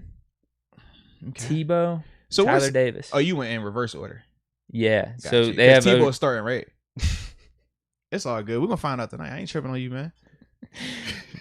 But anyway, they have O'Shaughnessy and Manhertz listed as their top two guys. Yeah. Think Urban Meyer, college, does he want to promote more of an open style? Ebron could fit that, right? He's not known for his blocking, but he's a huge upgrade over those guys. Bro, Tebow's a Heisman Trophy winner, bro. You ever had a Heisman Trophy winning tight end? He won a Heisman Trophy, bro. Man, they about to run this offense through Tebow, bro. I would like to see Tebow start it. I mean, it makes things way more interesting, but man. Let's be real. Yeah. Now, with Ebron, his contract, I mean, his numbers got to be pretty similar to the Henderson one. We restructured it, but isn't it probably like around a $6 million cap hit? We signed him for 2 years, $12 million. Yeah. I mean, the numbers pretty much equal out right there. Ebron and a fifth rounder. Essentially. I would like it. I'd be bummed parting ways with Ebron as much as there's this love-hate relationship with the drops and everything. I do like Ebron still, but I do for the team, man. I would love it for the team. CJ Henderson now. Well, and especially because what we just saw last night with Sutton kind of, not, it wasn't terrible, but yeah, it's only so often we're going to get lucky like that. And CJ might give us a little bit more, make us feel a little bit better about that. Yeah. Whose impact would you feel more, though? Would you feel the loss of Ebron more, or would you feel the addition of CJ more? Because I think we would feel the addition of CJ a lot more. We're gonna play Frymouth all the time. So I don't think it would be bad if he was a part of the deal. No, I know people have speculated that because it seems like Ebron likes Pittsburgh. Yeah, and he seems like a fun dude. Yeah, that's what I mean. Yeah, I'd be bummed out losing him, but in terms of the team and what could lead us to the best success next year. That could be the play. How did we feel? We did this topic, though, a couple of days ago. I feel like we were way more lukewarm on it then than now. Was it just because it was James Washington? It was like, are we going to trade Washington? It was just James Washington. Because we didn't think that was going to happen. And we hadn't seen the Cam Sutton play. Yeah. So that kind of, I feel like they both kind of go together. Because you got to think that just was last night. So a lot of people, when they saw that from Cam, it made them get anxious. Yeah, because we didn't talk about it. We didn't talk about the Ebron possibility. That's probably why. Because James Washington wouldn't make sense because they have a bunch of young receivers. Yeah. Ebron actually does, though. Because if we thought if it was going to be a pick, it'd probably have to be just a second-round pick or like a pretty high pick. I didn't know if we'd be willing to do that. But I don't know, dude. CJ Henderson was a first-rounder. If we could get a second-rounder, it could almost be like that Minka situation. Absolutely could. Next year, it's like we're looking at our draft board. It's like, oh, wow, in our second round, we have CJ Henderson. He had a really good year for us. We'd do that 10 times out of 10. If he did perform, then it'd be 100% worth it. Yeah. I like it. I'm starting to like this now. We're building rapport with Jacksonville on these trades. we got a rapport with him now. We good. Yeah. The door is open. The phone is still hot. You think? Well, they didn't trade Dobbs back to us, did they? Or did they cut him and we picked him up? It was kind of like a gentleman's agreement. Okay. Didn't we? We also sent Gerald Hawkins down there too, didn't we? Oh yeah. Yeah. So we're very familiar with them, man.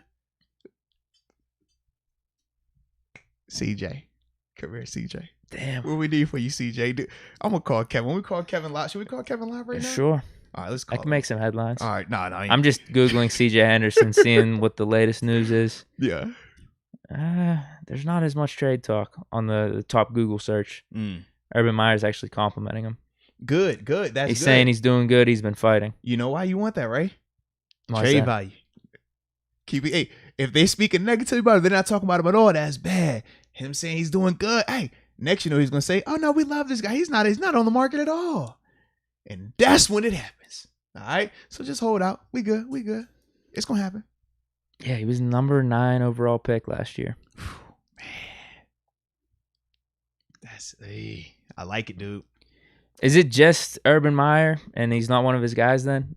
Because why would you get rid of him? No, I'm reading these reports. They're saying he actually played pretty good last year. He just had to battle through injuries. Honestly, a lot of it deals with that. When it's a new regime, especially professionally, is different. Collegiately, new coach comes in there, and as a player, if you're not going to transfer, you just have to deal with it. You're kind of stuck with it, right? You don't really have a lot of control. You have to ask for your transfer or ask for your release, and then the school can dictate where you transfer to. It's a lot more, of them controlling the narrative. Whereas once you make it to the professional ranks, especially a guy like CJ or a guy like Joe or anybody that has pedigree or value, right?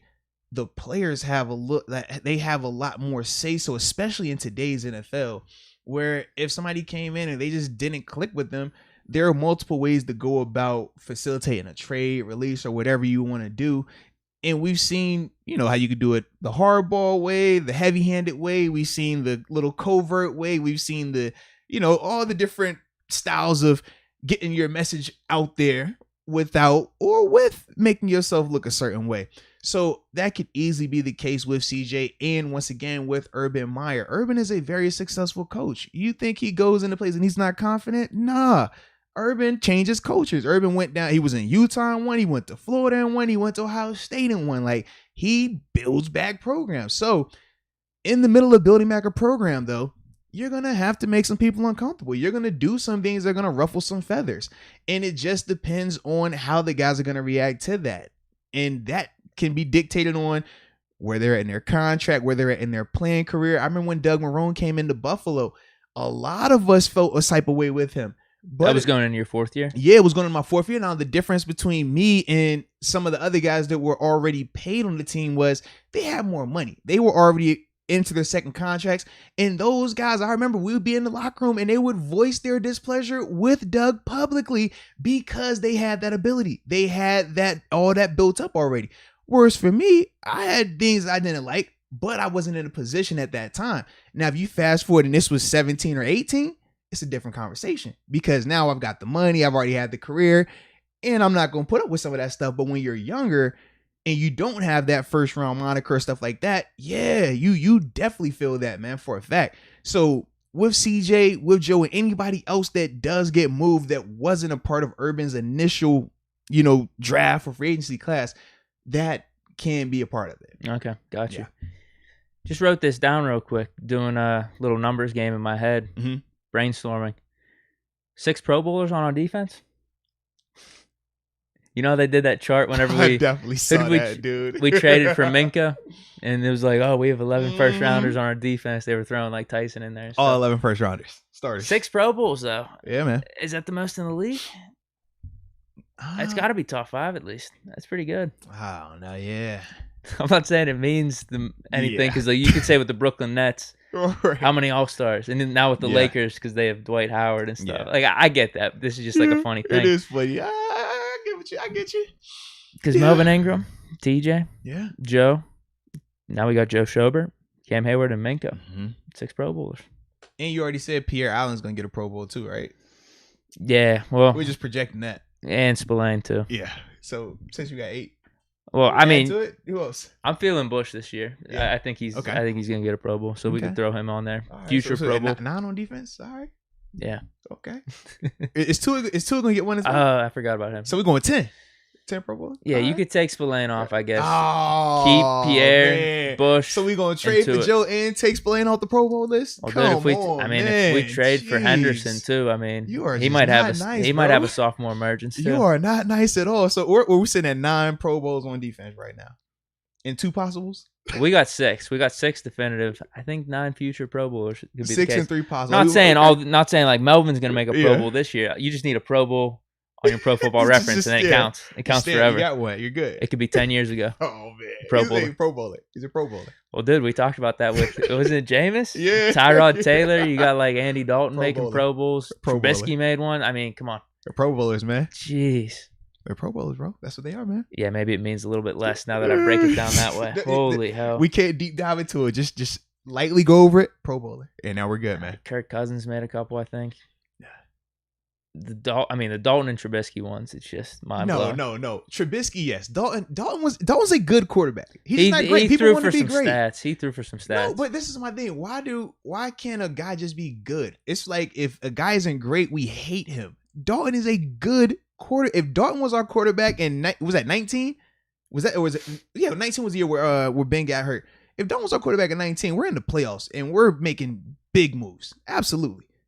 Dalton's a good quarterback. He's just never going to be a great quarterback. But because of that, people just in the NFL, it's like, if you're not a great player, you got to be trash. And it's like, no, that's not how it works, man. Dalton's a good quarterback. As a fan base, though, I think he's like the worst quarterback to have. The in-between guy that you're paying a lot of money. But he's not in between. He's just a good quarterback. But I don't think you're ever going to win a Super Bowl with him. He's a good quarterback. Like there's certain guys. Jimmy Garoppolo almost won a Super Bowl. Almost and did. I think he's right there with him. He almost did. Yeah.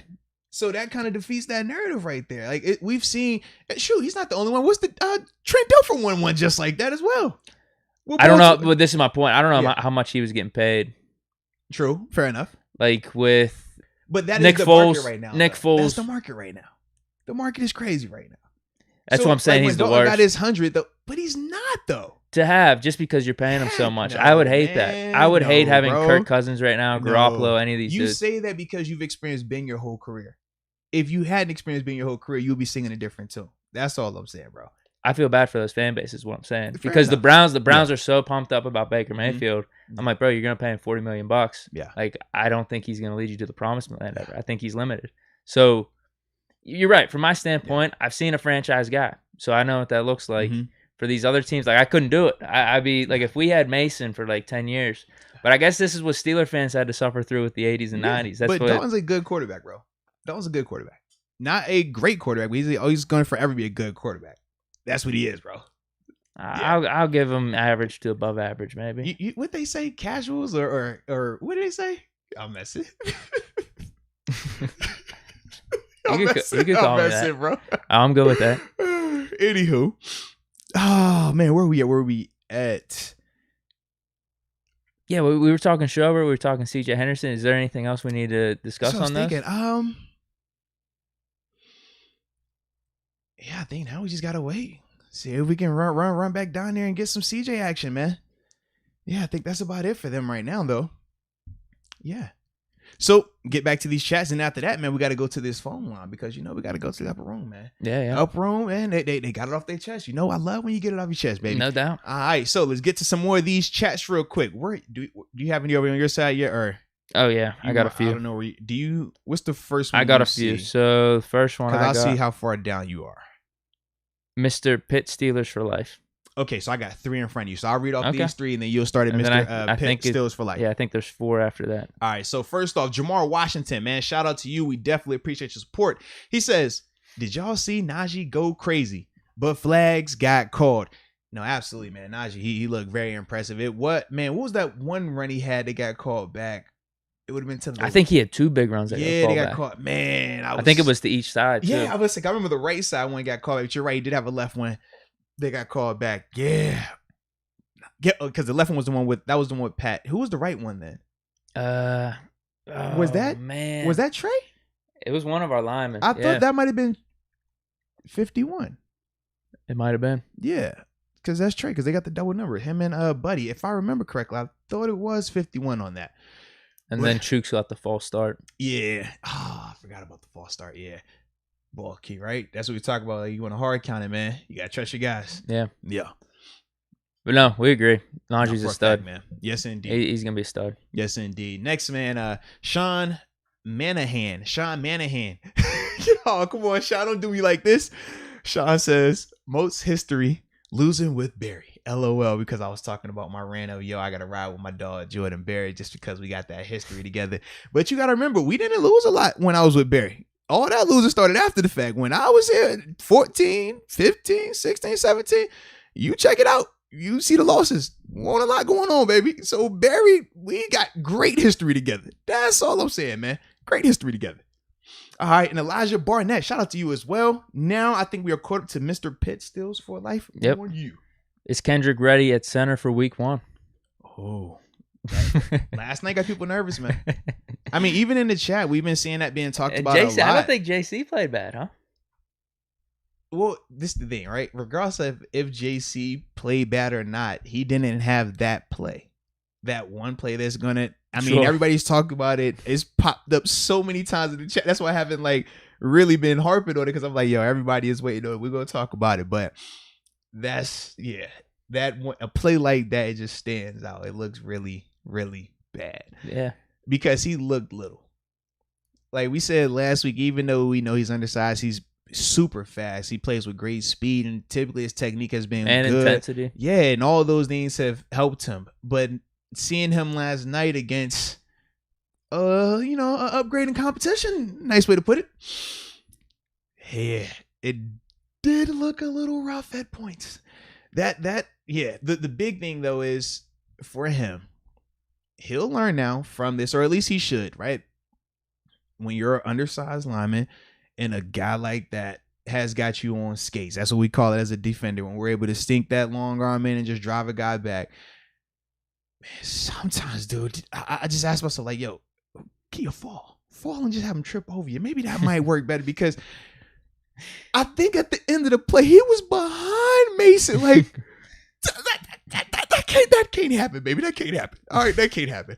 Now, trying to anchor can be hard. Now, when we talk about anchor, that's when you see the guys start to kind of bounce back, right? And they're kind of pumping their brakes and getting their feet in place to get another base. And then typically that's when the D lineman has to work a counter rush. But with Kendrick, it looked like he was never able to get those feet in the ground. He just looked like he was very light right there. Very light, man. But as a whole, he will learn from that, man. But some of that stuff, man, it's kind of like when we talk about, it's not about the size of the dog. It's about the dog. It's not about the size of the dog in the fight. It's about the size of the fight in the dog. And we say that sounds good until it's a Rottweiler on a Chihuahua. The Chihuahua can have all the fight in the world, but if that Rottweiler really gets on that thing, it ain't going to matter. And part of me, when I was watching that play with Kendrick, it had me feeling like, man, I know Kendrick ain't shying away. Like, we've seen Kendrick. I've seen more than enough of Kendrick being aggressive, more than enough of Kendrick hitting and sustaining and anchoring to know that he's not, a heart check. But it just looked like, man, it don't matter how much fight. This dude is little compared to this guy right here. That was the part for me where I was like, all right, we'll grow. But it was one play. It's one play. He still got the nod, though, you think? For now, yes. Okay. Because we know, or at least we have an idea what JC and BJ Finney are going to be in terms of their ceiling and their floor. We know who they are. With Kendrick, it's just still, if that's one of the flaws that we would have to worry about, okay, we can find ways to work around that, because I just like what he's still able to do intensity-wise, mobility-wise. Like, man, especially in that Cowboys game, he was downfield a couple of times, on some plays, and it reminded me of how Pouncey used to look. Like, not even just in terms of pulling, but just being able to be out in front of a running back or keeping up with him. Like, that is a weapon as a defender, a linebacker, especially an inside linebacker. Centers that can move like that, you hate dealing with. You hate dealing with those guys. I mean, Kendrick he's built like a zone blocker, though. Small and quick. But if he can continue to show that he can do, he can anchor and handle some of these bigger body guys, man, that can open up a ton with him, man. But I still feel like you got to roll with Kendrick for right now, man. Yeah. Yeah. Okay, we got Butcher, Bergen, Virgin, _ Zofo 11. Yo, say that again.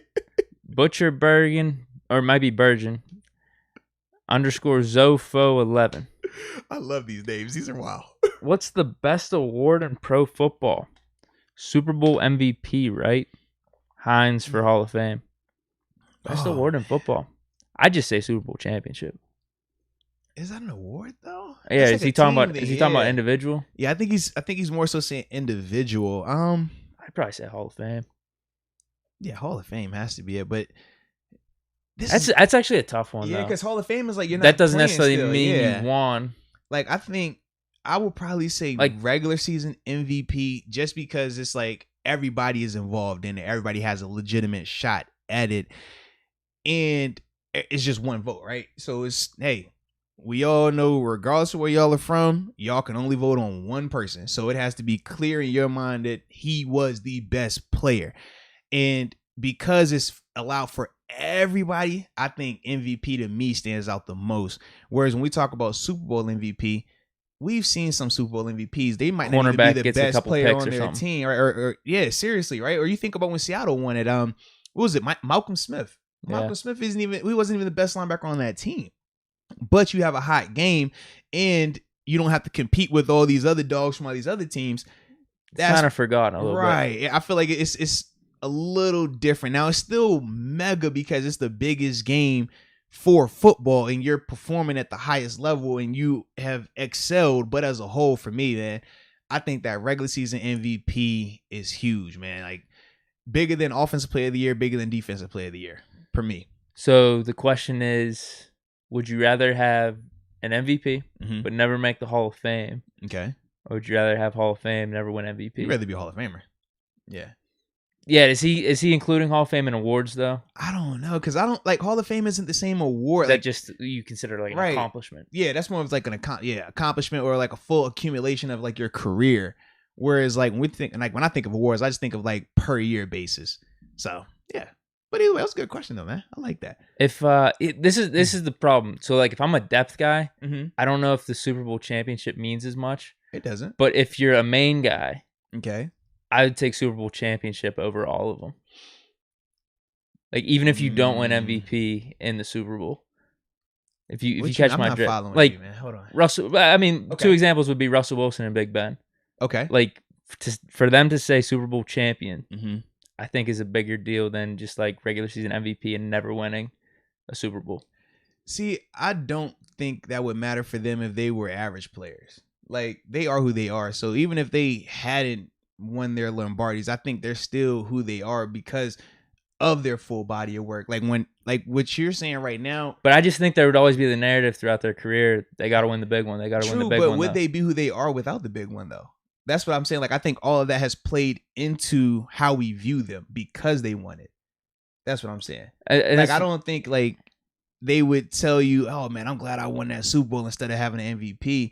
But I just think because of that full body of work, it makes those two guys be outliers in terms of that conversation of guys without MVPs still being technically bigger than that award for that conversation. I think that's what I'm saying though. Is if like I'm a main, whether it's quarterback, whether it's like receiver or anything, I think I'd rather have just the Super Bowl championship. Well, the only reason you think like that is because it fits Ben's narrative.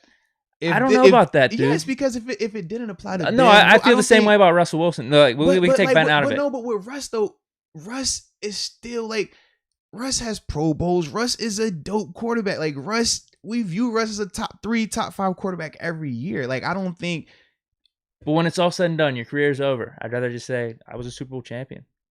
That's all. Over MVP. Yeah.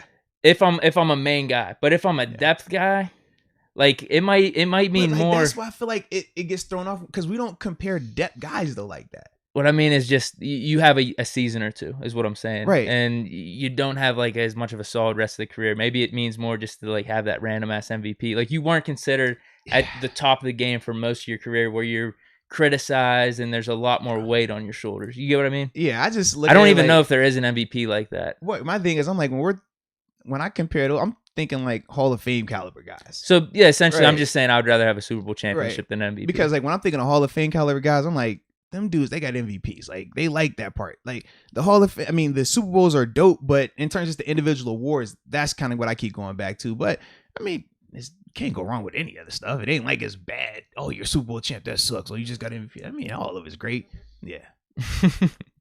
So I'm just like, no, I like that discussion though, because it is on how you weight some stuff here. Yeah, I like that. T Smart 43. He's just giving a shout out to CJ Henderson. Must think he's tuning in. Hey, CJ, come holler at me real quick. Hey, come. Frozen come emoji. Me, man. Come on. Hey, we gotta holler at you real quick now. We got Let's Go UW. So, Deke, just got some betting news here, but FanDuel has Big Ben as the second favorite to lead the... Go ahead, finish that. I don't know if this is fake news go ahead, or finish not. that, man. As Ben as the second favorite to lead the league in interceptions behind Fitztragic at plus 600. Can you hedge that? Not hedge it. What is it called? Fade it or something? Short it? Yeah, short it like they did in The Big Short. I'd short that. Shoo. I don't know if he's legit or not. I mean, well, you know, won't rock. Let's go UW's a staple member here. I don't think he's making it up, but I might short that actually. Well, either way, I don't even think that's going to happen. But either way, that's not even the group that we use. They the ops. You know, it's only one group that we use on this side. DraftKings. So, yeah, I'm about to say we nothing. That's what we nothing to do. yeah. Maybe DraftKings doesn't have that odds. Exactly. Yeah. DraftKings, they would never do such a thing. FanDuel has fake odds. Yeah, we fake news over there. We won't even mention their names anymore, man. Those other guys, treat them like how Ohio State and Michigan, right? That team up north, that other group over there. Yeah. So yeah. One more, I think, on the super chat. I don't know if I skipped one, but we got Sean Manahan. Perfect. I think he was saying that he should be Hall of Fame because Super Bowl MVP. Yeah. No, we agree. Like he was, but he was asking like that hypothetical though. Which one do you think? Oh wait, maybe that's what he is saying. He was asking just more of like the question as a statement. Whereas like that's what he's saying. He's saying the Super Bowl MVP. Maybe he wasn't actually asking us the question, but we took it to a topic. It's almost asking like a rhetorical question, like, "Oh, come on, what one's more important?" But like we all know, the Super Bowl MVP is what are you saying then? You said the Super Bowl MVP is bigger than the Hall of Fame? It's whenever you ask a question, but you're saying it. No, sarcastically. I get that, but I'm saying like, is he saying essentially that the Super Bowl? I think he's saying that's the most important one, which is why Hines should be in it. Got you. But I thought it was a fun topic. No, it definitely was. I enjoyed it. Yeah. Heck yeah, man. Because he made the statement afterwards. Gotcha. Okay. So I get what he's saying then. There we go. All right, we got one more, I guess. Two more, maybe. No, one more. Tony Regario. Oh, I think it was Tony Toe Tap. Dwayne is trying to prove how dynamic he is rather than how consistent he is, trying to show arm talent and sneaky running ability. I think he's trying to show both. Yeah, absolutely. Consistency. He was able to keep drives going, but then, we're seeing arm talent. We're seeing him on those like PA bootlegs and stuff, get out the pocket. So I think he's doing it all. No, I agree, man. I thought he was impressive. Once again, just continuing to show that he's getting better, man. Looking more comfortable, handle the adversity, man. But yeah, him moving out that pocket, making that throwing around, I like that a lot. That's beautiful. Yes, indeed. Is that all we got for the chat? Are we all caught up? I was about to say, we got our call-ins. I believe we are there. Yes, indeed. So we get to spice it up a little bit this time. I like it. You could blame me. I forgot the chord. We're doing this a different way. I said I'm not. I won't do that. I said it's gonna be just different this time. We're gonna do a little different this time, ladies and gentlemen. All right. I think I'll probably bump your volume up just a touch. All right. That should help it a little bit. Yeah. So this next segment right here, as we like to, we introduced it last week. We call it the Get It Off Your Chest segment, right? Where the members of the upper room, they get the opportunity to simply just call in. I provide the phone line to them. They call in, leave their voicemail, thoughts, concerns about the game, and we react to it. So we introduced it last week. It was a ton of fun. So we're going to run it back and do it this week. Don't mind the phone. All right. So here we go. If you need the volume up, let us know in the comments. Yes, definitely let us know in the comments, man. What up, Big Moats and Deke? Xavier Cunningham from Charlotte, North Carolina. I think the offensive line played a little better. Kevin Johnson showed some signs. I don't think Jalen Sam and Justin Lane did enough. Get Mason out of here. It's about time. Look for some more player trade options or drafts or whatever we can do, or another corners, really. I mean, we're solid everywhere else. Our receivers, no drops, look well. All right, appreciate you. All right. So brings up a good point right there. And it looks like some people saying it's perfect from the audio. Some people say turn it up a little bit. I turned it up a little. So we should be good then. So we're good. But May brings up a good point right there. So you're up. You might have to talk just like a touch or like drop back from the mic a little bit. Good call, bro. Just in case. But you should be good right there. Call. I'm thinking. Good call. All right, good call on that. But no, I like that right there, man. In terms of, he said what Justin Lane he wants to see more of. Yeah, he's gonna need to prove a little bit, man. I thought the interception was nice though last night. I definitely like that part. Kind of thrown right to him. Yeah, but he made the play though. He made the play. You got to make the play, right? He made the play you're supposed to make, man. Yeah. And then I also liked now with Jalen Samuels, he said him as well, right? He said Samuels. He brought up Dotson too. But I thought he said Jalen negatively though. Oh, did he? Yeah, I thought he said Jalen Samuels and Justin Lane. He wants to see a little bit more from them. I thought more of like just more PT maybe from Samuels. I don't know. Because he did have a decent game. I thought a lot of it was due to the offensive line. I agree. But he had that nice catch out the backfield for the first down. Definitely did, man. Tackled. Kept the drive going. Definitely did, man. I don't know. We know what Samuels is. That's my problem. Like, my opinion didn't change with his performance yesterday with Samuels. He did. But he looked good. The forgotten child has returned. I'm going to lean on Dotson and more for that one. You don't like the forgotten child returning? I did like it for him, definitely. Yeah. He had a nice interview afterwards. So good for him. All right. So shout out to that, man. We'll go to the next line right here. Dude, Moats, what up? It's your boy Juicebox32 calling from Mile High, baby, watching the game. Just got started. We just scored in the second half. I need to see Haskins and Finney and Dotson run with the ones before I make any real judgments. But I mean, Haskins led us to three touchdowns, I believe. So, I mean, he's looking better than Mason is right now. But, I need to see them play with the ones first before I make a real judgment. But whenever listen to this, go ahead and smash that like button. And to everyone joining the upper room. Oh, we're at 625. Welcome to the upper room. Yes, indeed. Love y'all, man. Peace. Dude, you have some competition because someone else sang it last time. You're absolutely right. There too. Shout out to Juice Box right there, man. But once again, man, brings up some good points. Man. What was your thoughts on him, man?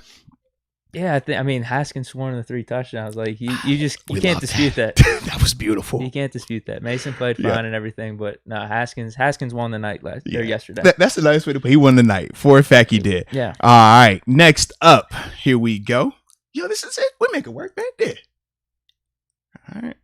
I might just leave a cord here. What is up, Master Moats and Deke? My name's Mason Neville. I'm calling out of Fort Worth, Texas. Just gotta say, Haskins is looking pretty good, even with backups.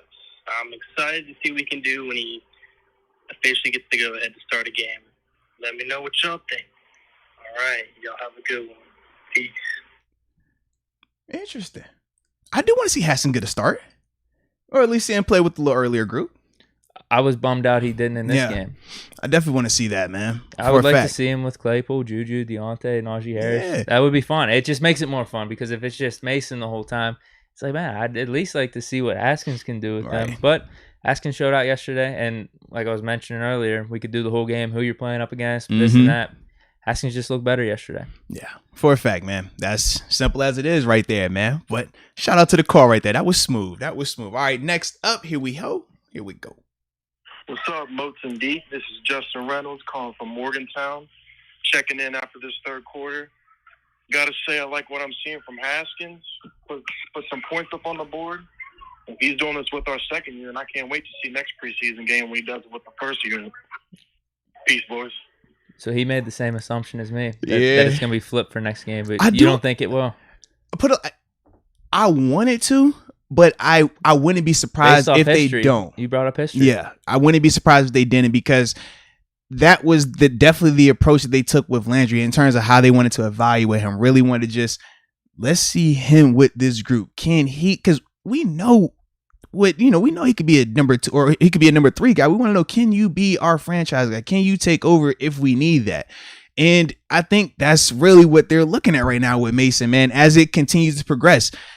So it's going to be interesting, though, seeing their move next week, man, in terms of who goes in after Ben or if Ben even plays. We're just assuming that he's going to play. Someone said it. Yeah. Someone said it on the broadcast or something. They did? Okay. pointed to that, hinted at that, and I think people are running with it. So Gotcha. it isn't confirmed. It's nowhere close to. Because I was like, I didn't want to put that out there if that is not out there just yet. Because it makes more sense for it to be the fourth preseason game. Actually, I agree, especially knowing the regular season and knowing that you're going to have those essentially 2 weeks off now that have been built into that. I'm thinking that game, but we'll see. Next one's a home game though. I know. So we'll see. I don't know. I'm good with him not playing, but him or Najee, I'm good with them just sitting out the rest of the preseason. But I know they're going to play. Absolutely, man. Absolutely. All right. So next call we have coming up. Let's get it. Oh, let me rewind. Coach T said Ben is starting. Trina Steele Diva said that. Oh, there we go. Shout out to Trina Steele Diva for the breaking news right there. All right. Yeah. I completely missed that. All right. Hey, what's going on? This is D. Brown calling from Augusta, Georgia. Former linebacker in Pittsburgh, Kendrick Bell. I want to know what you thought of Kendrick Green's performance tonight, and do you think? Well, at least I think Dwayne Haskins is clear number 2. What are your thoughts? All right. Brings us some good stuff right there. With Kendrick Green, as we talked about, right? Just a little inconsistent. Has to understand. All right. Bigger guys now. More NFL caliber guys compared to the Cowboys roster they sent out there against him last week, right? So he'll learn that intensity. He'll learn that physicality, and just ultimately, when you on skates like that, baby, whatever you do, don't end up behind the quarterback, because that's never a good look. Yeah, but in terms of Haskins, I think we've all been talking about it. Yeah, we've all shared that same sentiment, man. He definitely took a huge step in terms of that competition. So we shall see going forward, man. Can he continue it? All right. Where are we at next up on the list? Boom. Going on, Arthur and Deke. This is Cliff, a.k.a. Cliff the Dark Knight, calling in from Dartford, Massachusetts, City of Champions. The game is going great. Offensively, Dwayne Haskins looking like QB number 2. Put some drives together, got us on the board. Love what I'm seeing. Defensively, we were, we let up some points, but we kind of came back and have been shutting them out rest of the game. Love seeing the Joe Schobert linebacker signing during the middle of the game. And we need to tell Najee to quit hurdling over people in the preseason. Save that for the regular season. Nobody want to get a heart attack seeing that. You guys have a great night. Yeah, I agree. Stop hurdling. What did he say? Boston, Massachusetts? Yeah. And he said, "City, get out of here." Well, they got the Red Sox, they got the Patriots, they got the Boston Celtics, and they got the Boston Bruins. I don't have time for that on here, though. Yeah. I'm just, before we get all black and gold on this, let's not act like that isn't. Yeah. He's a Steelers fan. That's all that matters. That's all that matters. Man. He brings up a valid point, though. I don't know how that works. That pissed me off, though. We got the City of Champions. Huh? We got the Pirates. They say City of Champions. We got the Pirates. They got the Sox. They got a lot of World Series, though. I think Pirates actually probably have more World Series than the Sox. We got some in like the 1910s and shit. I'm done. That's deep. And you know what? Pitt actually has maybe around 10 or 11, I think, too. I'm telling you. You know I ain't talking Pitt. I don't want to hear none of them. I don't want to hear none of that. All right. Next up. Ooh, I like this number. It's a 757 number, but he is not from the crib. Or actually, he is. Here we go. What's up, Arthur? What's up, Deke? Dominique calling from Hinesville, Georgia, calling into the upper room. Yeah, indeed. I like what I saw tonight. I think the thing that stood out the most was our linebacker depth. The pressure that was just coming through the entire night was just insane. And other than that, can we talk about Joe Schobert, though? I really would love to hear you guys' thoughts on that. Keep going with what you guys are doing. Love the videos. And that's it. Hey, man, we appreciate you as well, baby. Yes, indeed. Yes, indeed. Yeah, we're ecstated about the Joe Schobert trade, man. We think that is going to be a huge addition to us, man. Huge addition, bro. On the field, and then, not to use the cliche, off it as well with the contract. Because it's basically a one-year deal. We could cut him if things don't work out. But as of right now, we need the depth. Mm-hmm. Former Pro Bowler. We think he's going to deliver what we need. Yeah. especially in coverage. Yeah, man, you picking up on that voidable years, or not voidable years, but that out with no dead money. That's what I was wondering, because I was a little concerned about the contract initially. Yeah, I was like, okay, maybe they're gonna pay a portion of it, but then I was like, all right, how's this dead cap gonna hit and everything? When's our outs? And I see that, I'm like, wait, it's literally after this year? Yeah, bro. Holy hell, gotta like that right there in a major way. All right, next up, here we get it. Moats and Deke, or should I say Deke? Listen, my name's Aaron Breeze. I'm calling from Fresno, California, and I'm calling to say that the only pass I want to see from Mason Rudolph is him passing water bottles to the practice squad. After seeing what Dwayne Haskins did, man, he came in and did work. He led 4 scoring drives. I think one of them was a field goal, but who cares, man? Let's go. Love the podcast, guys. Thank you. I like that right there, man. The Mason hate. Yeah. Say, I just want to see him pass the water bottle. That's it, man. Hey, we can all appreciate a good joke, but I do think the Mason hate's a little too far right now. Yeah. This competition is very lively still. Very lively, man.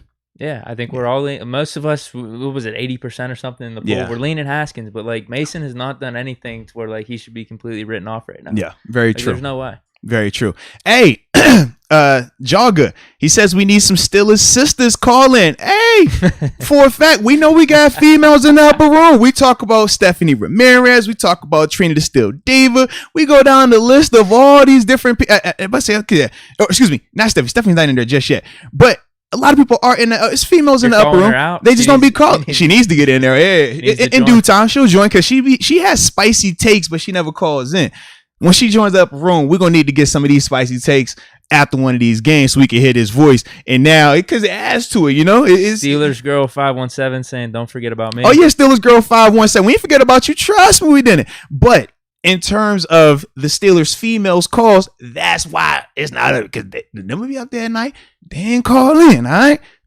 Maybe they will when the regular season gets. But that's the reason. I don't think I'm over here, oh, man, he only picking these calls. Actually, I'll screen through to make sure it's nothing inappropriate and to make sure that it all sounds good. That's it. All right. So if 30 people call, I'll play 30 calls. If only 2 people call, I'll play 2 calls. I ain't tripping, baby. I ain't tripping at all.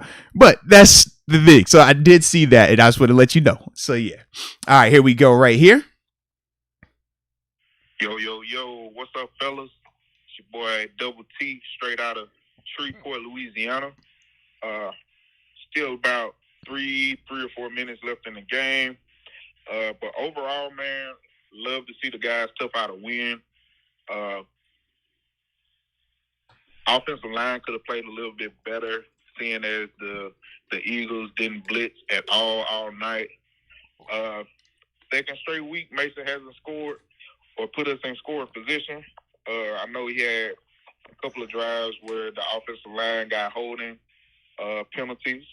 But other than that, man, Haskins is he put together a real good game tonight. We've seen a couple of nice passes from him. Even scored. Basically, all the points that came about tonight were on the drives that Haskins was after him. So, would love to see him get some snaps in with the starters. Defensive side, Highsmith is taking over. He's looking like he's going to take that next step. See Kevin Colbert come through with the trade for Joe Sherbert, looking like Spillane. Look like his job is up for grabs right now. DBs, Cam Sutton is looking like the outside playing on the outside is going to be a little bit too much for him. Would love to see us pick up a solid corner that has experience playing more so on the outside. Overall, Pierre's once again coming through in the clutch. But as a whole, man, the secondary is. Oh, guess it cut off on him. But yes, I think he was going to say as a whole, the secondary want to look to improve that a little bit. A lot of stuff that we said. I mean, absolutely, man. Pretty much the same thing. Yeah. And like whenever he brought up the stuff about Mason, just saying like not really getting it done. Holding calls still was fine, whatever. But Haskins showed. I think that's like the sentiment, really. Yeah, it definitely is, like, man. Mason was fine, but it's like, in my opinion, it's not like a hater take to say that he just didn't get the job done yesterday that we would have expected. Yeah, but still looked fine. Nothing that's like put him in complete detriment or out of the competition. True, very true. That's what I thought. Yeah. No, good takes though. No, absolutely, man. And I did see some more people in the chat basically saying that, hey, man, we do want more women support in the members in the upper room. Yeah, but we also say, because we do got good female support and participation on the channel. I know these giveaways that we did for the 25K was very male dominant, right? But don't worry, I got some, women focused giveaways as well that'll be coming up. So I ain't forgetting y'all. Trust me, man. I'm with you. All right, I'm with you. All right, here we go. Last call right here. Moats, Deke, Michael, Patrick, McCracken, Albuquerque, New Mexico. Got some comments on the game. I got a bunch of them, but I'll go through it pretty quick here. Had to watch it late on NFL Network because I couldn't watch the early version. I just want to start with, I like all Steelers. If you're a Steeler, I generally like you. So the fact that I'm going to make some negative comments about them, it's not a reflection of my Steelerhood. It's just that, I don't know, people got to perform. The good part, Mason looks good. I think he made some great throws. Looks really good. That deep throw he made, I don't know, he felt like he had command of the pocket. I think that Haskins also looked good. Haskins has a quick release, and he made some good decisions out there too. His team seems to let the ball go much quicker than Mason. I'm not sure if that's a good thing or a bad thing, but it does happen. Dodson looks fantastic as compared to Coward. Coward looked terrible. There was a clear difference between Dodson and Coward, so I don't think there's any contest between those two. Najee looked fantastic in the game. Obviously, he had some penalties that kind of held him back and took away some of his numbers.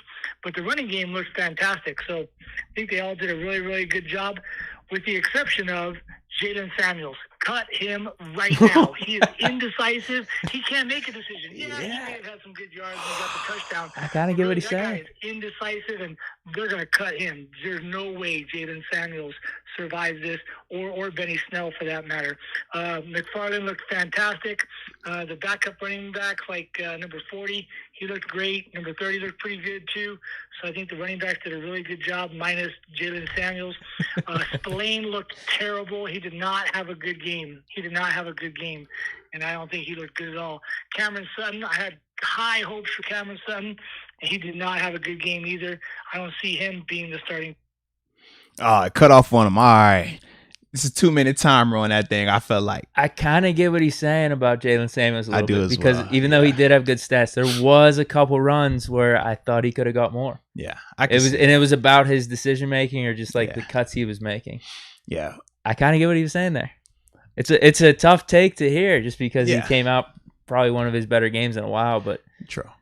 Well, that's one of them things where we always say, even if you have a good game, there's still things you can improve on. And Jalen did say that afterwards. He said there was some things that he can improve on. Good by Michael catching that, though, and by you as well, man.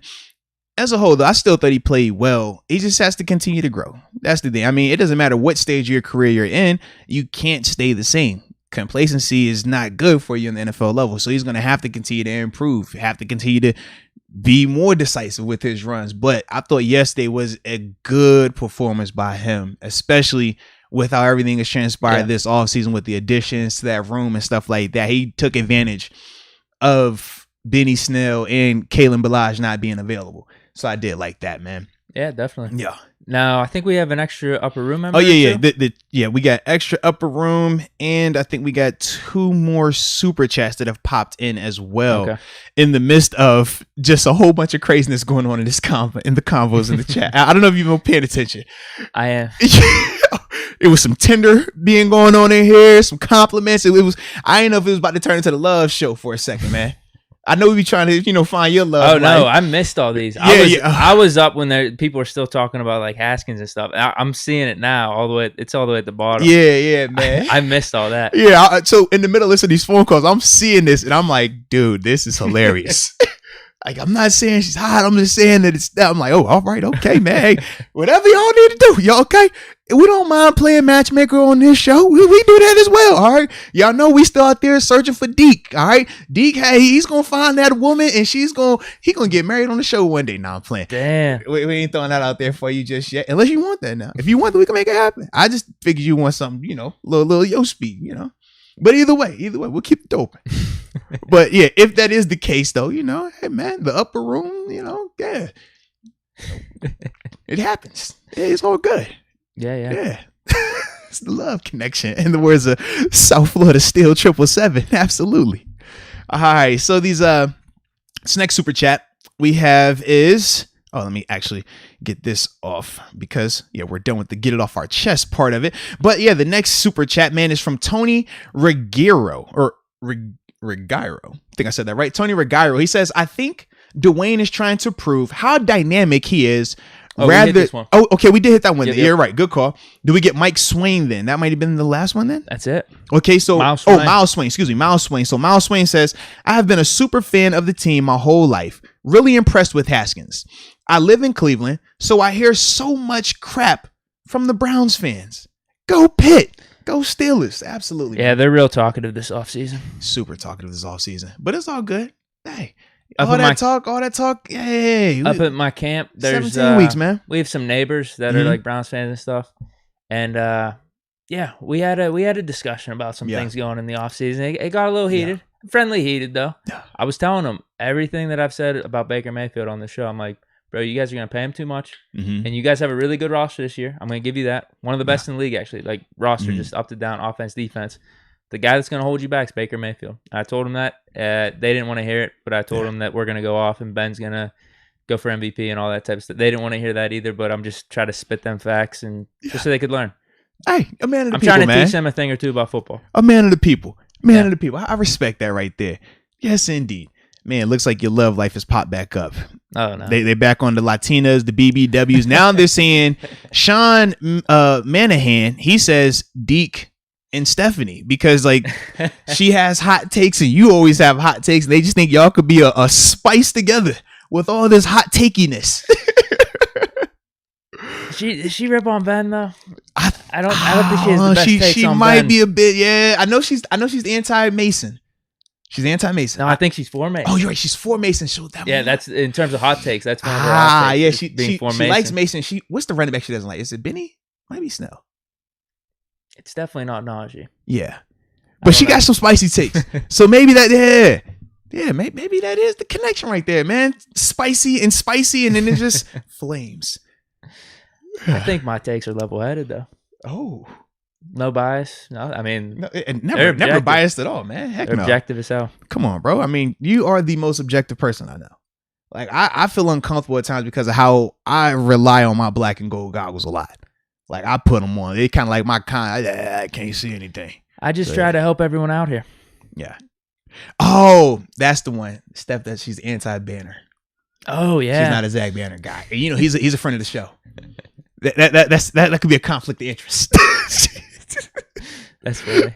But the yin and the yang. You're a Zach Banner supporter. She's not Zach Banner supporter. So yeah, I mean, hey, you never know. You never know.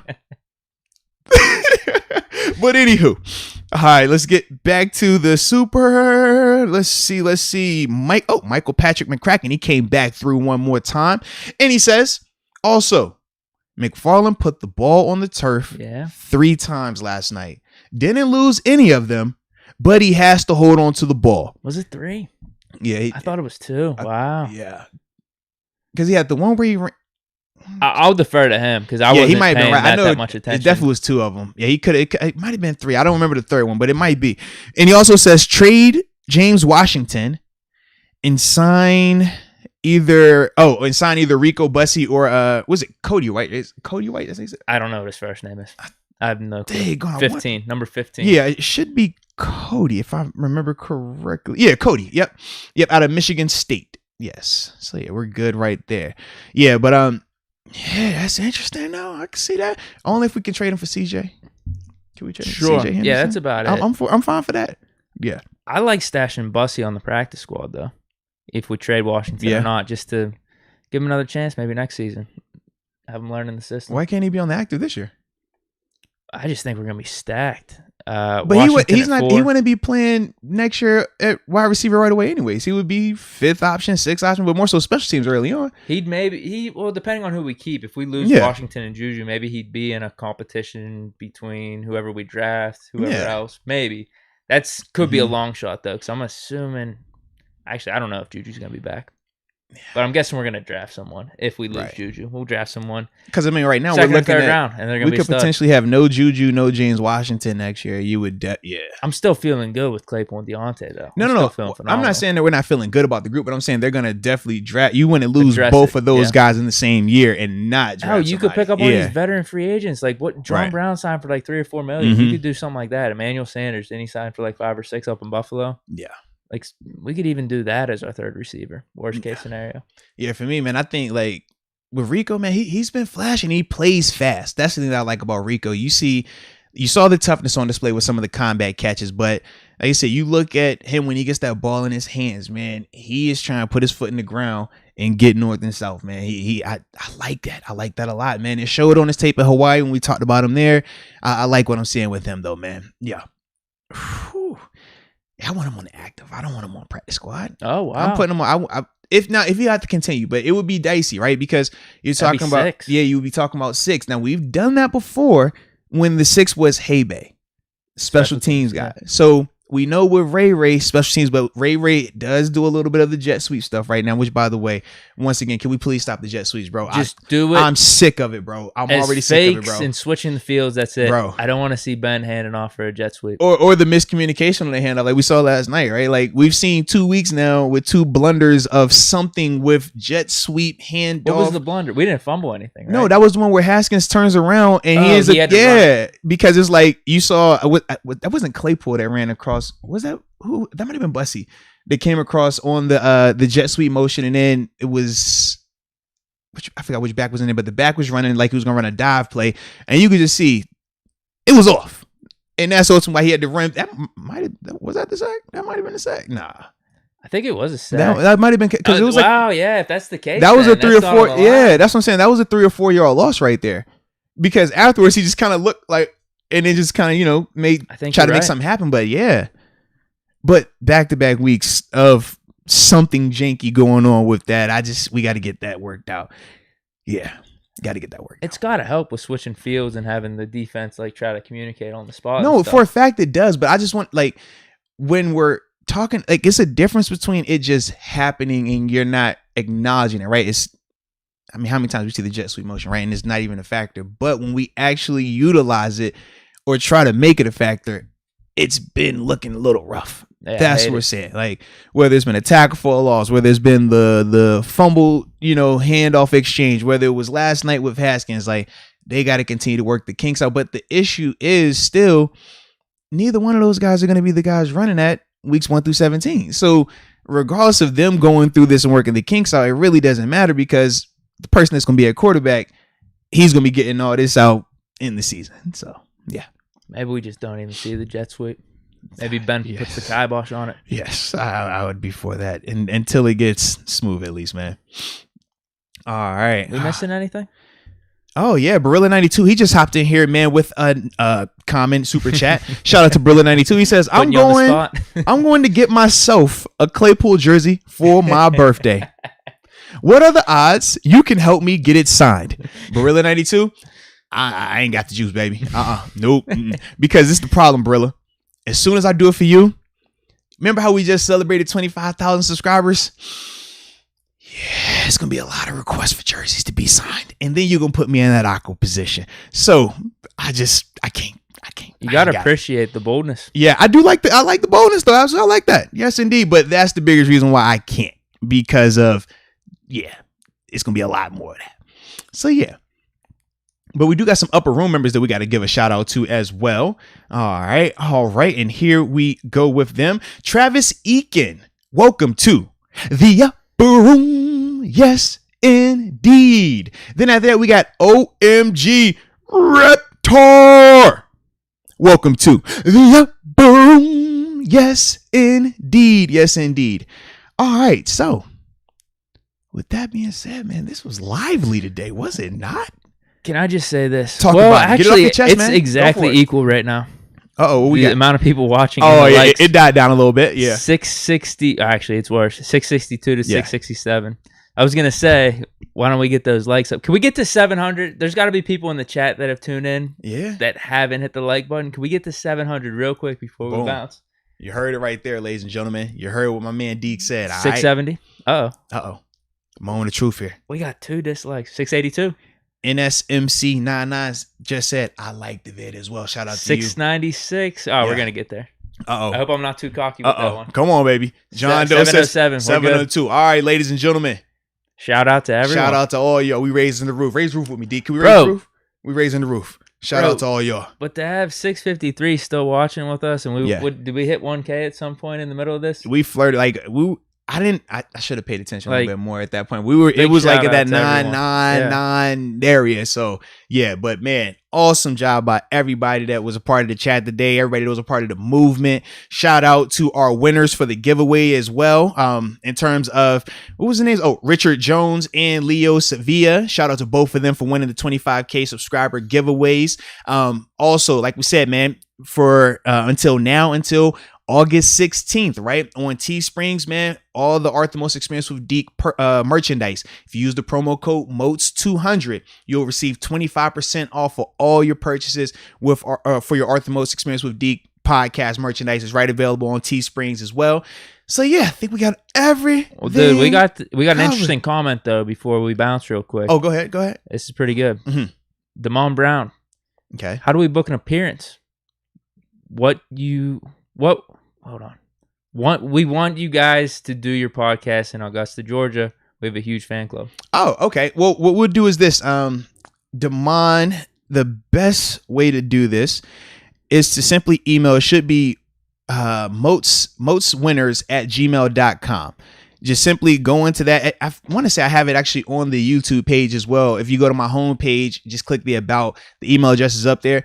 Any inquiries, any stuff like that, just send an email there, and then the team will respond and then get everything going to get that in motion. But that's just not for you as well, but for anybody when it pertains to the business stuff like that. Just shoot an email right through that address, man. moatswinners@gmail.com. It's available on the YouTube page as well. And yeah, that'll start that dialogue. Oh, one more upper room. Shout out Latasha Bermudez. Welcome to the upper room. Yes, indeed. Yes, indeed. I keep forgetting that my volume is super high, so I'm like leaning in and out. Well, they said you were good. I was okay. No, they said you were good. Bro. It wasn't like that big of a deal. Okay. But yeah, man. So yeah, dude. I think that's it. I believe that is it. I believe that is it, man. So with that being said, it is Friday. Enjoy your weekend. Hope y'all have, enjoyed your wake and bake session. All right. If you're not still on Mars, I hope you circle back to Mars. Or if you are at work and, you're about to get off work, then go to Mars. But whatever you do, stay safe. Enjoy your best life. And until next time, baby. Peace.